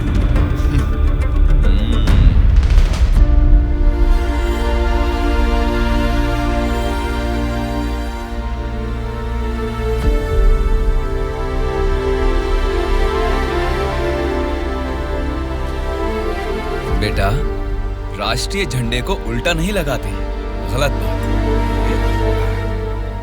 राष्ट्रीय झंडे को ऐसे लगाते हैं, ऊपर केसरी, नीचे हरा। चलो झंडा फहराओ। क्या सोच रहे हो? तुम्हारा बोया हुआ बीज ही नहीं, मेरा बोया हुआ बीज भी बढ़ने लगा है, जल्द ही पेड़ बन जाएगा। चलो फहराओ।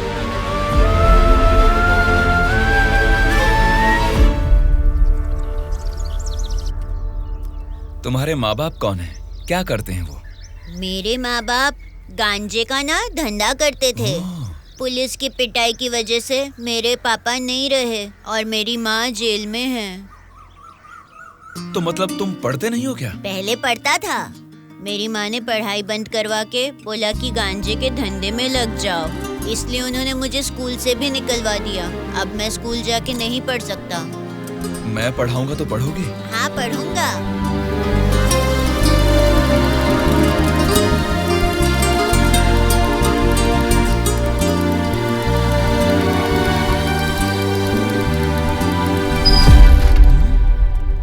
क्या कर रहे हो? स्कूल के बच्चों को दारू बेचना गलत बात है, वो भी इतने छोटे बच्चों को। 18 से कम उम्र वालों को दारू नहीं बेचनी। पता है ना तुम कानून का उल्लंघन कर रहे हो। कौन मैं? कानून की आंखों पर तो पट्टी बंदी है। पट्टी निकालो और अपने पीछे जेब में डाल दो। सिगरेट की दुकान स्कूल के बाजू में हो सकती है, मेरी वाइन शॉप नहीं हो सकती। मैंने कानूनन लाइसेंस लेके ये शॉप यहाँ खोली है। वैसे ही धंधा नहीं होने से हम परेशान हैं और तुम यहाँ आकर उपदेश देकर टाइम और धंधे की वाट लगा रहे हो। पढ़ाई करने वाले बच्चों को ही नहीं, पैसा मिलेगा तो दूध पीने वाले बच्चे को भी दारू बेचूंगा मैं, समझा तू? मेरा धंधा ही धर्म है। एक तो गलत काम कर रहे हो, ऊपर से चिल्ला रहे हो। हाँ चिल्लाऊंगा, क्या कर लेगा तू?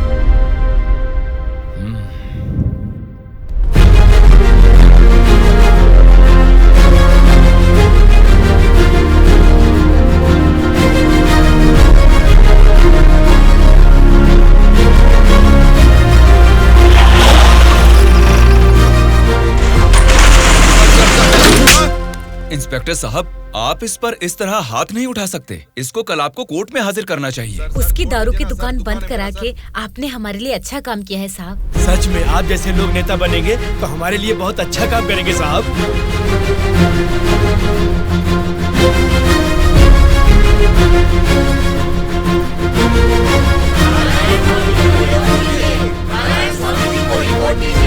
उस दिन जनता ने नारायण स्वामी को बहुत अच्छी मेजॉरिटी से जिताया था। जनता से इतना प्यार पाने के बाद उनके सुख दुख जानने के लिए वो हर एक चौखट पर गए। तभी उनको पता चला कि उनके क्षेत्र से गुजर रही गोदावरी नदी का पानी ना तो जनता को सिंचाई के लिए और ना ही पीने के लिए मिल रहा है। उन्होंने इस मामले को लेकर सरकार की नाकामियों के खिलाफ आवाज उठाई। उस चुनाव क्षेत्र की रेडियस कितनी है, वहाँ के भौगोलिक हालात क्या है, वहाँ के मौसम से कितनी बुआई करनी पड़ेगी जिससे किसानों को अच्छी पैदावार मिले, ऐसे बहुत सारे समस्याओं पर एक किताब ही लिखकर जनता के बीच में गए और उनसे बात की। सच कहूँ तो आज मैं नहीं जीता, बल्कि मुझे जिताकर आप सब ने लोकतंत्र को जिताया है। इस बदलाव से देश की राजनीति में एक नई शुरुआत होगी। मेरे हाथ में ये जो किताब देख रहे हैं, इसमें हमारे चुनाव क्षेत्र की कमियों, आप सभी की जरूरतों और उनको मैं कैसे पूरा कर सकता हूँ, इसमें मैंने ये सब लिखा है। आज से ये हमारे चुनाव क्षेत्र का संविधान है। मैं असेंबली में खड़े होकर आपकी इन सभी समस्याओं के लिए लड़ूंगा।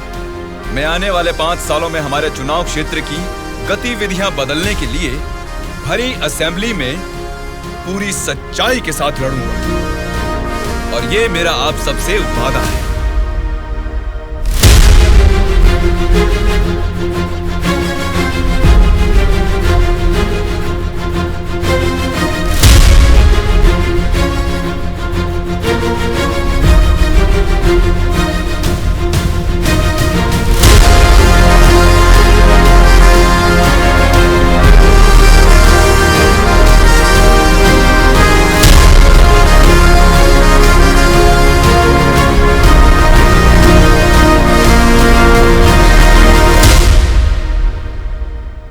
स्पीकर महोदय, ये हमारे चुनाव क्षेत्र की समस्याओं की किताब है। अगर मुझे थोड़ा सा समय मिल जाए तो मैं उन सभी समस्याओं से आपको रूबरू कराना चाहूंगा।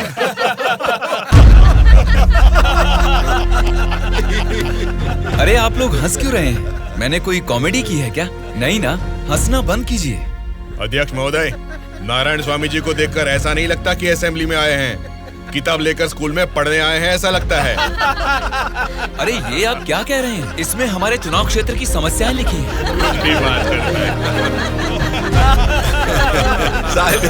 स्पीकर महोदय ने साइलेंस बोला, फिर भी हंस रहे हैं। चुप हो जाइए। ये क्या स्पीकर महोदय, ये तो आपकी भी नहीं सुन रहे।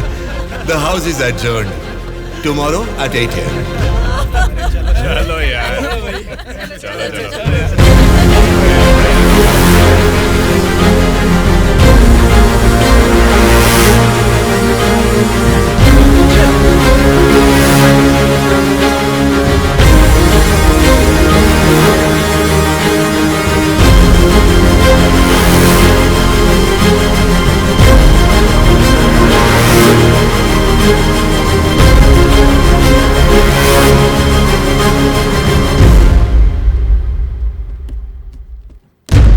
भास्कर रेड्डी जी, आज का अधिवेशन आपसे शुरू करते हैं। अध्यक्ष महोदय, पिछले सरकार की भ्रष्टाचार की वजह से पूरे राज्य का सर्वनाश हो गया है सर। क्यों सर्वनाश हुआ है उसकी वजह बता रहा हूँ अध्यक्ष महोदय। प्रचार तो राम राज्य का हो रहा था, लेकिन राज्य में राक्षस राज्य हो गया है अध्यक्ष महोदय, इसलिए इस तरह बात करनी पड़ रही है। ये क्या बोल रहे हो तुम? हमारी सरकार को राक्षस की सरकार बोल रहे हो? मुंह पे जुबान है तो क्या कुछ भी बोलोगे भास्कर रेड्डी? आगे के 5 साल तुम सत्ता में कैसे रहोगे ये मैं भी देखूंगा। तुम क्या देखोगे? मुंह बंद करके बैठो, नहीं तो बैठ जाएंगे। क्या कर लोगे तुम? मैं क्या करूंगा? हमारी मेजोरिटी कितनी है पता है ना? 100 लोग हैं। अगर हम चाहेंगे तो तुम में से एक भी असेंबली को छोड़कर नहीं जा सकता। हाँ, कुरुक्षेत्र में कौरव भी 100 ही थे, याद है ना? लेकिन अंत में क्या हश्र हुआ उनका? हमने भी हाथ में चूड़ियां नहीं पहन रखी। बहुत बोल चुके हो तुम, अब बैठ जाओ। तुम कौन होते हो हमें बिठाने वाले? तेरे सामने ही बोल रहा हूँ, अगर हमें गुस्सा आ गया ना तो असेंबली छोड़ के कोई भी बाहर नहीं जा पाएगा, कह रहा हूँ। Silence, silence, please silence. क्या कह रहे हो? नहीं जा पाएंगे मतलब मारोगे हमें? दम है तो आ जाना, देखते हैं। ये क्या रे, हम लोग कुछ बोलते नहीं इसलिए सर पे चढ़ गए। तब से तुम ही हमें उकसा रहे तू हो। हमें उकसाएगा और हम भड़केंगे भी नहीं? हम क्या घूंघट ओढ़ के बैठे हैं? हिम्मत है तो हमको रोक के दिखा। रोज देखना है तो फिर आ जाओ, इधर का इधर ही फैसला कर देते हैं। आ जाओ, आ जाओ, अरे आ जाओ, मैं तो आ जा। बैठ जाइए आप लोग, बैठ जाइए, शांति रखिए। भास्कर रेड्डी जी, मैंने साइलेंस बोला ना, कंट्रोल रखिए। साइलेंस, साइलेंस, आप सब लोग बैठ जाइए। Silence, silence. 1 घंटे के लिए सभा को स्थगित करता हूँ। भद्राचलम चुनाव क्षेत्र के एमएलए नारायण जी को मैं बात करने के लिए अनुमति देता हूँ। महोदय, आज इस सभा में मैं इन सभी के सामने एक बात बोलना चाहता हूँ। प्रोसीड। महोदय, यहाँ बैठे सभी लोग जनता के प्रतिनिधि हैं। जनता ने वोट दी इसीलिए ये जीते। वोट देने वाली उस जनता के बारे में कोई बात ना करके इस सभा में एक दूसरे को कोसना, झगड़ा करना अच्छी बात नहीं है साहब। देखा जाए तो ये बेशर्मी है। अध्यक्ष महोदय, नारायण स्वामी जी अपनी मर्यादा का उल्लंघन कर रहे हैं। जनता ने आंख बंद करके वोट डालकर हमें नहीं चुना है। अध्यक्ष महोदय, इनकी मजाल तो देखिए, हमें बेशरम बोलता है। इस बात के ऊपर तो नारायण स्वामी जी को तुरंत हमसे यहाँ क्षमा मांगनी चाहिए, अभी के अभी।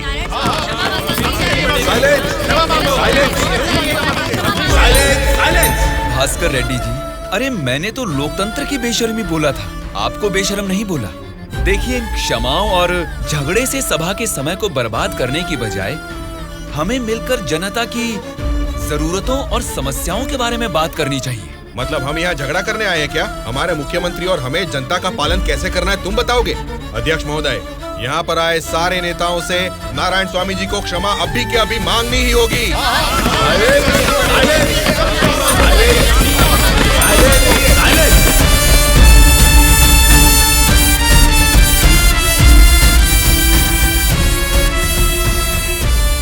उनके बर्ताव से तुम क्यों दुखी हो रहे हो? सब ठीक हो जाएगा साहब, एक बार फिर आपको बोलने का मौका जरूर मिलेगा साहब। गूंगे को माइक पकड़ा देंगे तो कुछ फायदा थोड़ा ही होगा। जितने भी मौका देंगे होने वाला कुछ नहीं है। सोच समझ के तो बात ही नहीं कर पाता है ये गोलू, क्या बात कर रहा है तू? पागल हो गया है क्या? मुंह बंद करके यहाँ से निकल जा, जा। उसकी बातों का बुरा मत मानिएगा साहब। उसने कुछ भी गलत नहीं कहा सुबैया। तुम उसकी बातों में गुस्सा देख रहे हो और मैं उन बातों के पीछे छिपी वजह।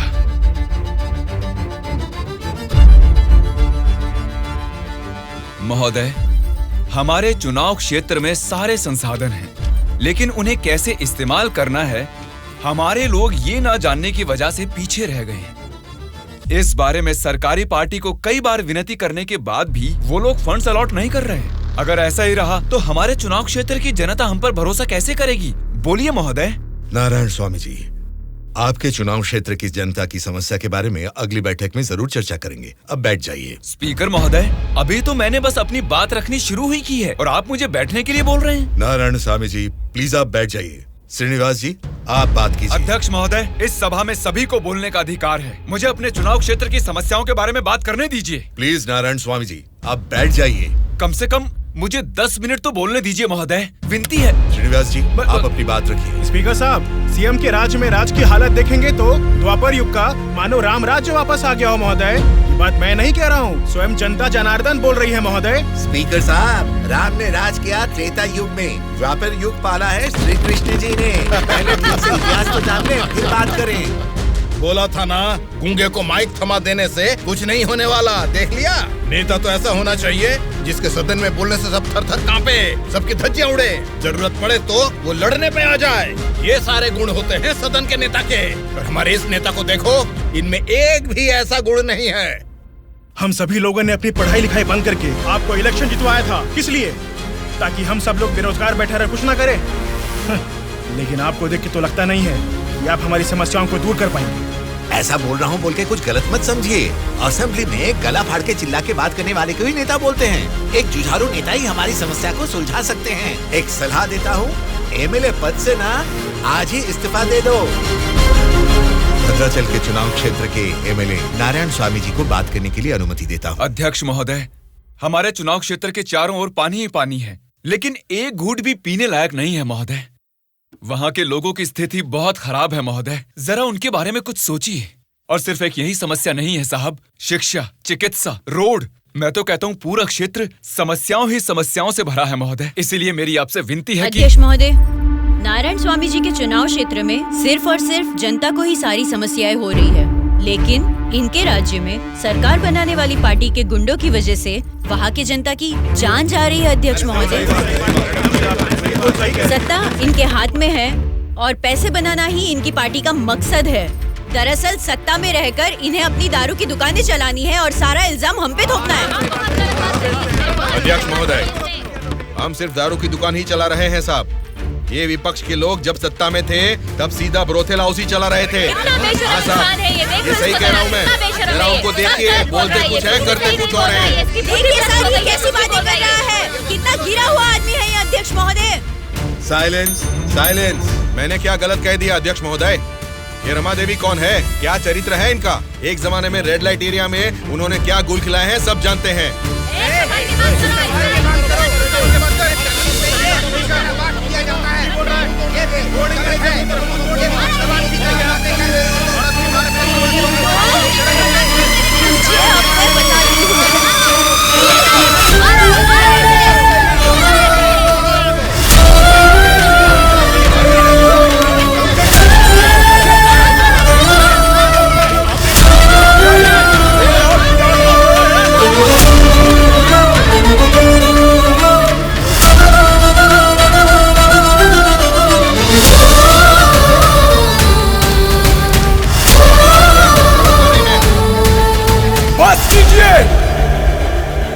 अरे ये संसद है या फिर कुरुक्षेत्र है? शर्म आनी चाहिए तुम सबको। सरकारी पार्टी को जवाब देना है, विपक्ष की पार्टी को सवाल करना है। आप सब देखिए क्या कर रहे हैं। क्या इसीलिए जनता आप लोगों को जिता के यहाँ तक भेजती है? जनता को बदलना है, जनता बदलनी चाहिए, तब से यही सब चिल्ला रहे हैं। 5 करोड़ की जनता में से सिर्फ 299 लोग ही यहाँ आए हैं। मतलब बदलना जनता को नहीं है, बल्कि हमें बदलना चाहिए। हमारे ऊपर भरोसा करके हमको वोट देके जिताने वाली जनता के लिए हमें कोई लड़ाई या जंग करने की जरूरत नहीं है, बल्कि उनकी समस्याओं की चर्चा करके उनकी जरूरतों को पूरा कर दें, यही बहुत है। लेकिन तुम लोग देखो क्या कर रहे हो, सिर्फ और सिर्फ अपने फायदों के बारे में सोच रहे हो और भोली भाली जनता को धोखा दे रहे हो। ये सब कुछ मैं इसलिए नहीं बोल रहा कि मैंने मार खाई और मेरा कुर्ता फट गया। ये एक बहुत ही पवित्र और महापुरुषों की जगह है, ये संसद भवन है। देखा जाए तो यहाँ पर आप जैसे लोगों के लिए कोई स्थान नहीं है। यहाँ पर सिर्फ साहसी, सच्चाई का साथ देने वाले ईमानदार लोग ही आने चाहिए। जब ऐसे लोग इस संसद भवन में आने शुरू होंगे, सिर्फ और सिर्फ तभी इस राज्य और देश का भला हो सकता है।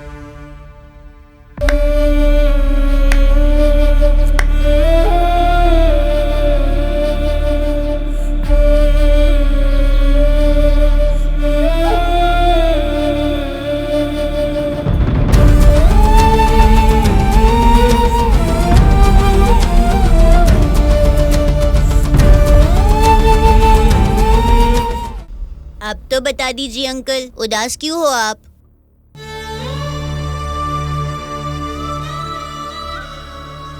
मैं हार गया। जनता से वादा करके उसे ना निभाने वाला नालायक बन गया मैं। क्या हो गया अंकल, आप ऐसे क्यों बात कर रहे हैं? सत्ता में आते ही हम कुछ भी कर सकते हैं सोचने वाले नेताओं को बदलना होगा।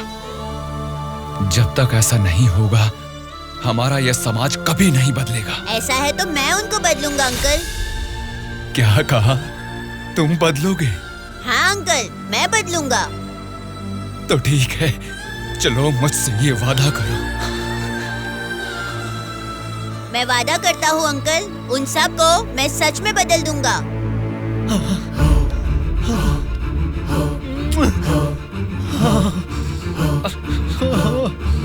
बदलना है, तुमको ही बदलना है, तुम ही बदलोगे।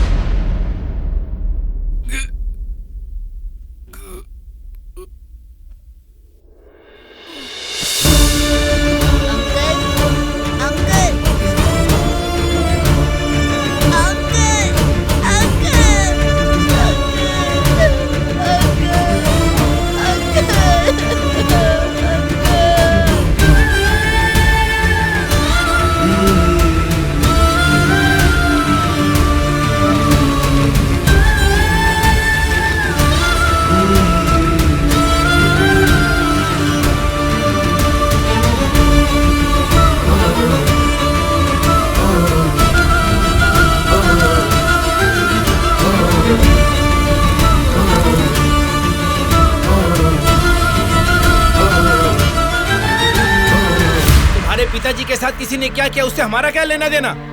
हम लोग जनता की सेवा करने वाले हैं, हमें यहाँ बुलाकर तकलीफ देना ठीक बात नहीं है। जनता की सेवा? क्या जनता की सेवा करते हैं आप लोग? एक एक करके बताइए। हर महीने बुजुर्गों को राशन मिल रहा है, और यही नहीं, अपाहिजों को हर महीने पेंशन दिया जा रहा है, बेरोजगारों को बेरोजगारी भत्ता दिया जा रहा है। इतने अच्छे काम कर रहे हैं, ये सब सेवा नहीं है क्या? जनता की सेवा करने का मतलब टाइम पर राशन का चावल और दाल देना है क्या? नहीं ना। 20 साल के लड़के को बेरोजगारी भत्ता क्यों देना? वो मेहनत नहीं करेगा क्या? 2 एकड़ जमीन वाले किसान को राशन क्यों देना? वो फसल उगा नहीं सकता क्या? आप लोगों की मेहनत करने की काबिलियत को मारकर उनकी पैदावार करने की क्षमता को बुरी तरह कुचल रहे हैं। जिस दिन आप लोग जनता को मुफ्त की चीजें देने के बजाय उनको ये बताएंगे कि मेहनत करना ही बेहतर है, उसी दिन आप लोग जनता की सच्ची सेवा कर पाएंगे सर। मतलब हम पर बिना यकीन के जनता हमको जिता रही है। आपका नाम मारुति राव है ना? हाँ हाँ। आपका चुनाव क्षेत्र रामापुरम है ना? सही कहा, रामापुरम ही है। आपके रामापुरम के बारे में आप क्या जानते हैं, थोड़ा बताएंगे सर? क्या रखा है रामापुरम में? 4 वार्ड है, 6 सरकारी अस्पताल है और 20 प्राइवेट अस्पताल है। उसके बाद 12 सिनेमा घर और 130 वाइन शॉप है। इसके अलावा अलग अलग क्षेत्र के लोग हैं, अलग अलग जात के लोग हैं और अलग अलग धर्म के लोग हैं। बाकी ओसी कास्ट तो सब कुछ मिला जुला के 1 लाख। इनके अलावा BC SC ST ये सब मिला के 2 लाख वोटर हैं। उतना ही नहीं, फिल्म डायरेक्टर सुकुमार जी और हीरोइन अंजलि जी दोनों यही पैदा हुए थे। कुंडली निकालोगे क्या? Nice information sir. उसी रामापुरम में जहाँ हजारों किसान रहते थे, अब कुछ गिनती के ही क्यों रह गए हैं सर? मुझे नहीं मालूम, किसानों के बारे में हम इतना कुछ नहीं जानते। तुम बोलो, तुम्हें मालूम है तो? रामापुरम की पूरी वोटरों की गिनती है 4,80,000। उनमें पुरुष है 2,50,000, स्त्रियां हैं 2,28,000, बाकी लोग हैं 3rd जेंडर। वहाँ बारिश और पानी की सुविधा ज्यादा होने के कारण धान और गन्ना जैसे फसलों के लिए वो जमीन अनुकूल है। अब हम प्रॉब्लम की बात करेंगे। रामापुरम मेन सेंटर में एक बड़ी डंपिंग यार्ड है और वहाँ के रोड्स के बारे में हम आपको जितना कम बताएं उतना ही अच्छा है। ये सरकारी पार्टी की MLA है, आपकी पूछताछ सही है, लेकिन हम तो विपक्ष के हैं ना, हमें इनके साथ क्यों उठा के लाए?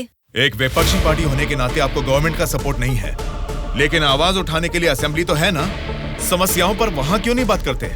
जनता ने वोट देकर आपको असेंबली इसलिए भेजा क्योंकि उनको यकीन था कि उनकी कुछ भलाई होगी, लेकिन पेट्रोल के बढ़ते रेट की आपको परवाह नहीं, बढ़ते ब्याज की आप बात ही नहीं करते। किसानों की आत्महत्या आप लोगों के लिए कोई मुद्दा ही नहीं है।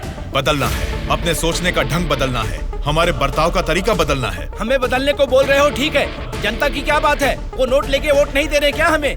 उनको क्या बोलोगे? पैसे लेकर वोट डालना आखिर जनता को सिखाया किसने? आप जैसे नेताओं ने ही ना। वोट पर नोट की आशा रखने वाले ही नहीं हैं, वोट का इंसाफ चाहने वाले लोग भी हैं। आप क्या करते हैं? ऑटो चलाता हूँ। तो फिर ये पोस्टर क्यों चिपकाया है? नारायण के लिए इतना भी नहीं करेंगे तो अच्छा नहीं लगेगा। ऐसा क्यों? नारायण जी से आपको इतना लगाव किस लिए? वो हमारी तकलीफों को समझता है। वो सत्ता में आएगा तो बहुत लोगों को काम मिलेगा, हमारे गांव की तरक्की होगी। इतना भरोसा है? बिल्कुल भरोसा है। अगर उसने वादा कर दिया तो करके ही दिखाएगा। जब हमारे MLA चिनकोटा जी को अरेस्ट किया गया था, मेरे पति ने उनको छुड़ाने के लिए धरने पर पेट्रोल से खुद को जला लिया था। तो चिनकोटा जी ने क्या किया था? वे बोले थे कि सरकार में आते ही बात करके पैसा दिलाएंगे। मिला क्या? उन्होंने जबान दिया था, वादा तो वादा ही होता है ना। आपके दिए गए वादे जनता के सामने सिर्फ कहानियां बनकर रह गई हैं। कम से कम अब तो बदल जाइए। पार्टी बदलने के एजेंडा जैसे नहीं, जनता की तकदीरें बदलने वाले एजेंडा बन जाइए। अगर अब भी आप लोग नहीं सुधरोगे और ऐसा ही करते रहोगे तो यहाँ से कोई भी जिंदा बाहर नहीं जाएगा। सूर्या, इनको समझाने का कोई फायदा नहीं है, ये लोग ऐसे ही रहेंगे। मेरी बात मानो, सबको मार डालो। अरे रुको भाई, रुको। ब्रदर, अगर आपको मारना है तो हमें मार दीजिए, लेकिन मरने से पहले हम सब बदलना चाहते हैं। हमको एक चांस तो दीजिए। इतने दिन जनता के पैसे कैसे लूटना है यही सोचते थे, अब एक मौका दे दो हमें। जनता के पैसे को जनता तक लौटाना है यही सोचेंगे। अब उस नारायण स्वामी के सपनों को हम सच करके दिखाएंगे। उसका नाम है सूर्या। ऑलरेडी एक मर्डर केस में वो सजा काट रहा है। सत्ताधारी पार्टी की सपोर्ट से वो जेल से बाहर निकला है। बहुत शातिर है वो। बड़ी होशियारी से वो दोनों पार्टियों के MLA को किडनैप करके लेके गया है। उसका प्लान क्या है, उसने क्यों किडनैप किया है, उसके सिवा और किसी को पता नहीं है। समझ गया सर। वो जहाँ भी हैं, सब MLAs को सेफली लाने की जिम्मेदारी मेरी।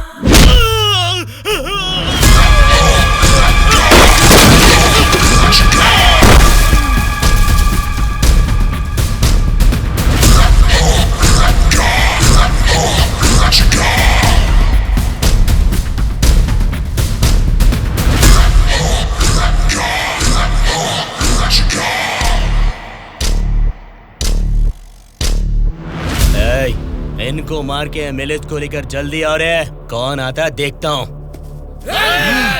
रुक जाओ।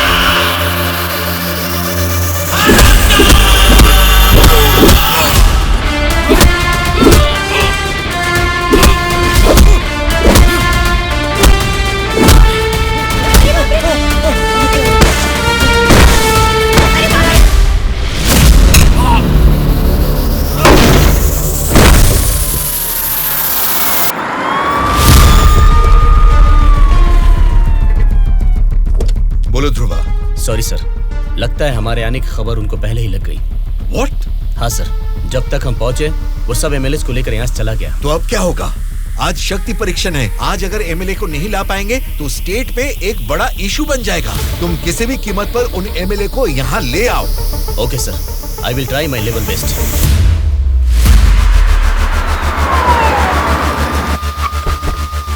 ये लीजिए मैडम फाइल, सबके दस्तखत हैं इसमें।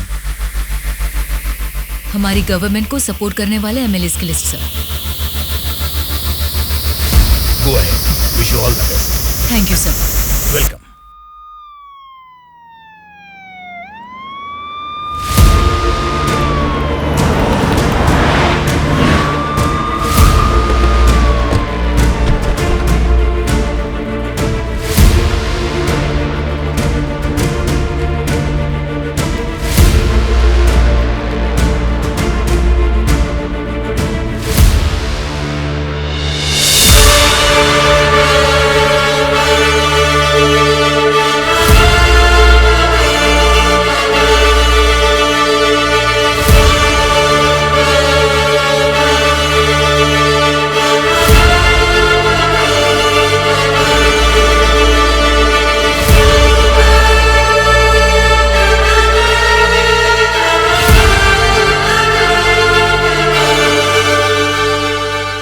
राज्य में पहली बार महिला चीफ मिनिस्टर बनने के लिए congratulations Shyamala Bharati ji. Best wishes. Thank you. एक आदमी के अच्छे काम की वजह से आज हम सभी लोग एक नई सोच के साथ इस असेंबली को देख रहे हैं। ये बात तो हमें मानना ही पड़ेगा। ये सदन पवित्र मंदिर जैसा है। इसकी गरिमा के लिए हमें सभ्य बर्ताव करना ही पड़ेगा। सबसे पहले मैं विपक्ष पार्टी से दरख्वास्त करूंगा कि उनके पास जनता की जो भी समस्याएं हैं उसका जिक्र इस सदन में करें। अध्यक्ष महोदय, असेंबली का सत्र चालू होने का आज पहला दिन है और पहले ही दिन विपक्ष पार्टी के सदस्यों को पहले बोलने का मौका देने के लिए मुख्यमंत्री जी को, स्पीकर साहब को मेरी तरफ से और मेरी पार्टी की तरफ से धन्यवाद देना चाहूंगा। पिछले 2 सालों में कोरोना महामारी ने जनता के जीवन को अस्त व्यस्त बना दिया है। जनता के स्वास्थ्य के बारे में अब समय आ गया है कि हम जाग जाएं। उसके लिए गरीब लोगों को इंसाफ दिलाने के लिए सारे विपक्ष की तरफ से मैं प्रार्थना करता हूं। इस मुद्दे पे मैं राज्य के मुख्यमंत्री श्यामला जी से दरख्वास्त करूंगा कि कुछ बोलें। अध्यक्ष महोदय, सबसे पहले बिना झगड़ा किए ऐसे अच्छे वातावरण में जनता की भलाई के लिए और उनकी उन्नति के लिए एक उपयोगी बिल को इस सभा में प्रस्तुत किया गया है, जिसके लिए विपक्ष पार्टी के नेता राम मोहन राव जी का और उनकी पार्टी का मैं अभिवादन करती हूँ आम जनता को भी बेहतरीन इलाज मिल सके, फिर चाहे वो 10 रुपए का हो या फिर 10 लाख का, उनको मिलना चाहिए। इसी सोच को आगे बढ़ाते हुए आप सबके समक्ष इस फाइल पर मैं सबसे पहले दस्तखत करती हूँ।